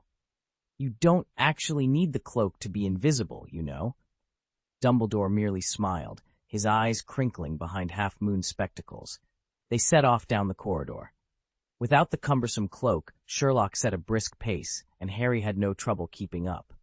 When they reached the portrait hole leading to the Gryffindor common room, Harry let out a long, shaky breath. "Thank Merlin," he murmured. "I was sure Professor Dumbledore was going to give us detention, or worse, take points." "He won't," Sherlock replied with quiet confidence. Harry frowned. "How can you be so sure?" "Because he's not Professor Snape." Sherlock's tone grew serious, and for a moment the playful glint in his eyes vanished. "Listen, Harry," he said. "What happened tonight? Your performance fell short." Harry's cheeks burned. He recalled staring into the mirror of Eraised, how its magic had swallowed his every thought until he could remember nothing afterward. Now he felt as if he'd been bewitched, every misstep his own fault. Silence settled between them as Harry realized just how much work lay ahead. He wasn't merely dealing with exams and house points anymore. This was something far more dangerous. And Sherlock was right. He'd need to do better. He'd even convinced himself of something almost absurd. As long as he was with his family, nothing else mattered. Quirrell? The Philosopher's Stone? Lord Voldemort? Who cared? Even if Quirrell really did get his hands on the stone, what difference would it make? In doing so, he'd overlooked the one truth that mattered above all. Lord Voldemort was the enemy who had murdered his parents. Chapter 80. Faster, Higher, Stronger. Harry's cheeks burned with shame. "Sherlock, I was wrong. I should never have let myself get carried away by those fantasies." He struggled to meet Sherlock's gaze. Of course, if Voldemort ever regained the Philosopher's Stone in his full power, the entire British wizarding world would be at risk, and Harry himself would be Voldemort's prime target. There was no excuse for indulging in such dangerous daydreams. Sherlock offered a sympathetic nod. The line between reality and imagination isn't always clear, especially for someone your age. It takes time and discipline to keep them apart. Harry swallowed hard, grateful for Sherlock's understanding. "Still," Sherlock went on, "yearning for your parents is natural, but escaping into fantasies won't bring them back. This summer, we'll travel to the house where your parents lived. You'll stand on the same ground they did, see the world they saw." Harry's eyes lit up. The promise of visiting his parents' home, of connecting with the past he'd only heard about, filled him with a fierce excitement. "And before we leave," he added with a wry grin, "you'll have to teach me proper stealth techniques and fencing. I've got to be ready for anything." Sherlock allowed himself a small smile. Deal. For the first time in a long while, Harry felt a surge of hope. With Sherlock at his side, he was ready to push himself, faster, higher, stronger, toward whatever challenges lay ahead. That night, after Sherlock and Dumbledore's joint tutoring session, Harry finally let go of the Mirror of Eraised and drifted into a deep sleep. Sherlock, however, lay awake, his mind racing. He was certain Dumbledore had placed the enchanted mirror in that deserted classroom on purpose, to draw out not only Harry's desires, but his own. It wasn't a trap born of malice. Rather, the old headmaster sought to study their characters firsthand. In his own way, Dumbledore aimed to groom a true savior. As for Sherlock himself, he harbored no suspicion of ill intent in Dumbledore's methods, yet he knew the professor's penchant for keeping every variable under strict control. That trait had shown itself when Dumbledore insisted Harry confront Voldemort alone. Back when he was a child, if Sherlock had gazed into the mirror, it might have shown him sailing endlessly across an open sea, an escape from the world. But now things were different. He reveled in the ceaseless puzzles, the eternal mysteries that fed his intellect. No ordinary man, he wondered whether Dumbledore could ever understand his dark delight in deduction. Morning came, and school life resumed its normal pace. Harry tucked the mirror and its lingering temptations firmly out of his mind. Instead, he met Sherlock each day for rigorous training, determined to hone every skill that might one day be needed in the battles to come. Sherlock had every intention of teaching Harry boxing and fencing. But Harry's frail condition meant they had to begin with the fundamentals, building strength, endurance, and flexibility before moving on to combat skills. Each morning at first light, Sherlock roused Harry for an ever more challenging exercise routine. They'd start with a brisk walk across the dew-soaked grounds, then jog in laps around the tranquil black lake. The fresh air and sweeping vistas invigorated Harry's body and mind, while the steady pace improved his coordination and stamina. Once their hearts were racing, they'd claim a patch of flat grass by the water's edge for careful stretching drills, gradually lengthening tight muscles and increasing Harry's range of motion. It was the perfect regimen for someone who had endured long weeks of poor nutrition and little physical activity. After a full day of lessons, when the common room had quieted and Harry's roommates were fast asleep, Sherlock would slip him a conspiratorial look. Under cover of darkness, and with careful detours to avoid Filch, Madame Norris, and the ever-troublesome Peeves, they'd slip out for short, thrilling explorations of the castle grounds. These TLI adventures were always kept brief enough to ensure a good night's sleep, but they crackled with excitement nonetheless. Cloaked in invisibility and following Sherlock's precise directions, Harry learned to move silently, scout hidden passageways, and anticipate every obstacle. Night by night, his skill and confidence grew, and so did his admiration for the brilliant mind guiding him. It was remarkable that Sherlock escorted Harry on nightly outings through Hogwarts without ever once relying on the invisibility cloak. And yet, despite being fully exposed, he managed to evade Madame Norris's watchful glare by the skin of his teeth more times than Harry could count. All the while, Sherlock himself remained utterly unfazed, moving through shadowed corridors with the calm precision of someone born for this kind of work. Harry could only marvel. This had to be pure talent. Over the next few weeks, Sherlock guided Harry on what he called a comprehensive, though still cursory, survey of the castle. They skirted the Forbidden Forest's edge and even peered down the echoing hallway that Dumbledore had sternly forbidden them to enter. Together they traced every main corridor and climbed countless spiral staircases, though they both knew the true depths of Hogwarts lay hidden behind secret doors and forgotten passages. Knowledge, apparently, limited to the ears of Argus Filch and the notoriously clever Weasley twins. As their nocturnal expeditions continued, Harry found that his own confidence was growing in step with his muscles. The once gangly boy was filling out his robes, his stride was bolder, his reflexes sharper, and he no longer felt like the smallest first year in the Great Hall. Night by night, Sherlock's informal tutelage was transforming him into someone tougher and more self-assured. By the time Christmas rolled around, many of the professors who had graciously received Harry's holiday gifts in turn sent him tokens of their appreciation. Most notable was Professor Snape's unexpected gesture, though even then, Harry was certain it came bundled in as much sneering condescension as genuine warmth. Still, it was something of a landmark. Proof that in this sprawling, secret-laden castle, Harry was beginning to leave his own mark. The morning after the holidays, Professor Snape strode into the dungeon with a single, uncharacteristic act of generosity. He pressed a small, sealed vial into Harry's hand. Inside was an expensive, advanced restorative potion, far beyond anything Harry could have brewed himself. For a moment, Harry's opinion of Snape shifted, and he almost thanked him. Almost. But the moment passed.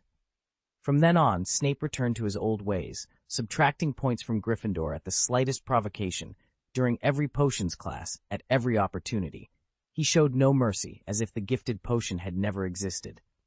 Over time, even the youngest Gryffindors, the little lions, came to expect it. Whenever they filed into the dungeon, it was understood. Gryffindor would leave a few points lighter.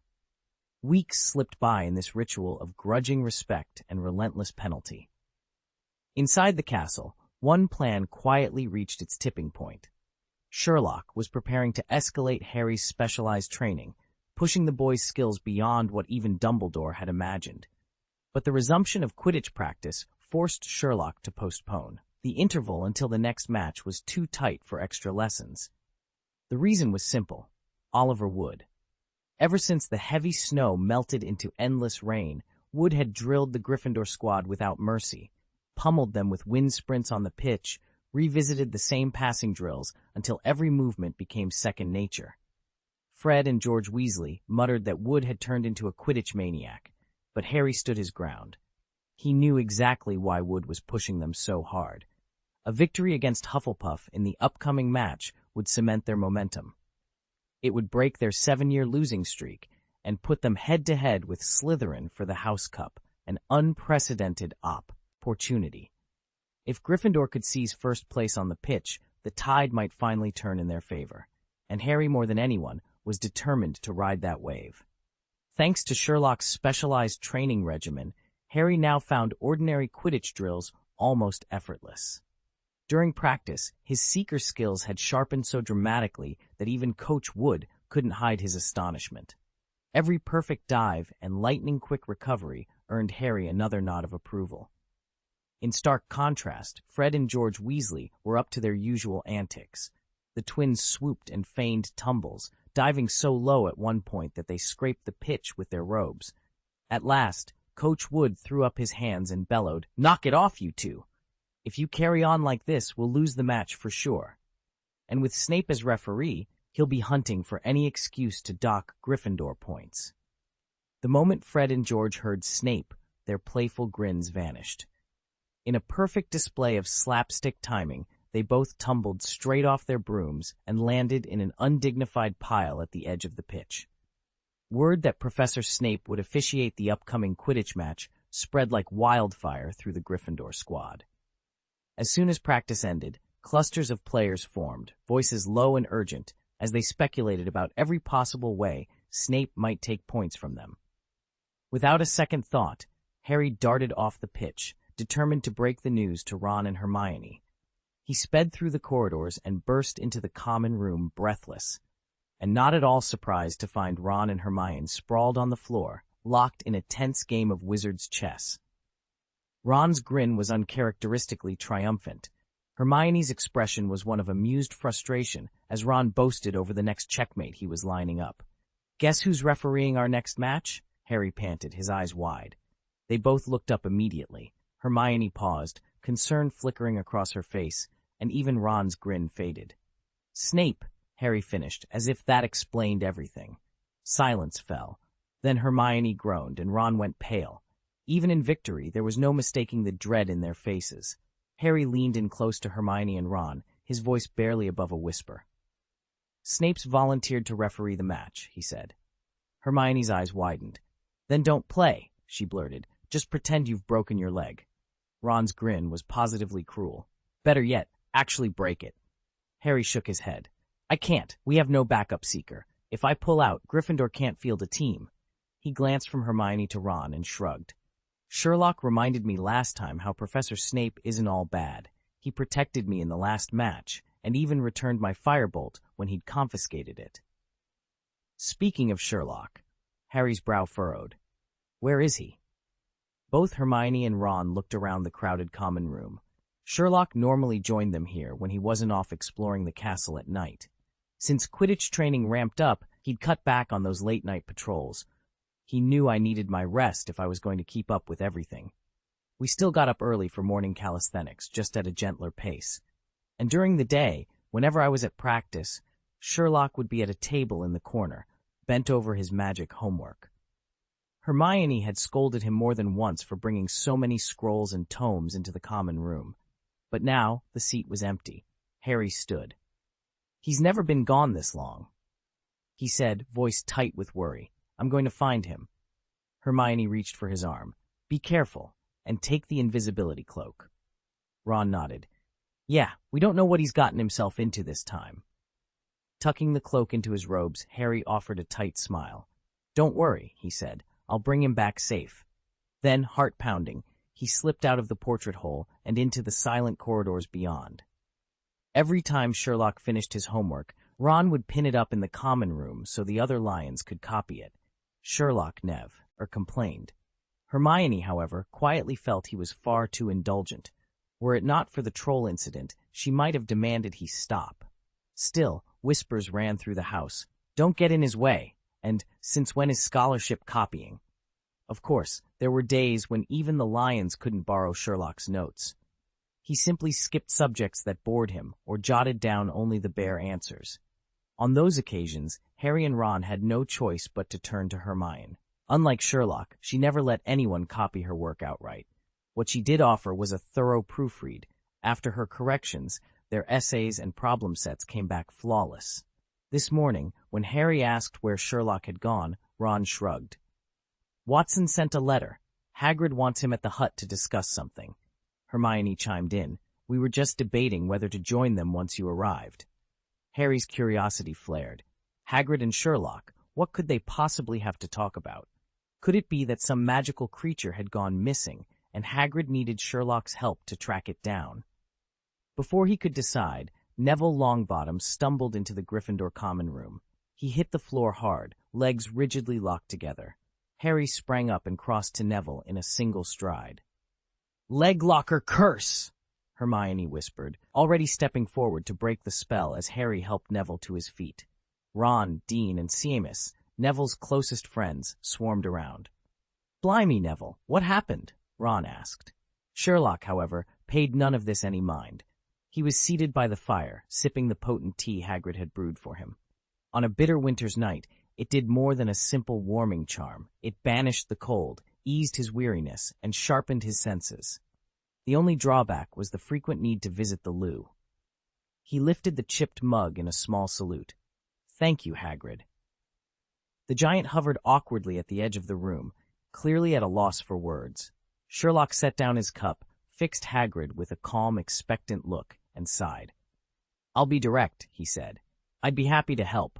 Please go ahead and paste the full chapter text you'd like me to revise, and I'll transform it into polished, idiomatic English while preserving all the plot points and details."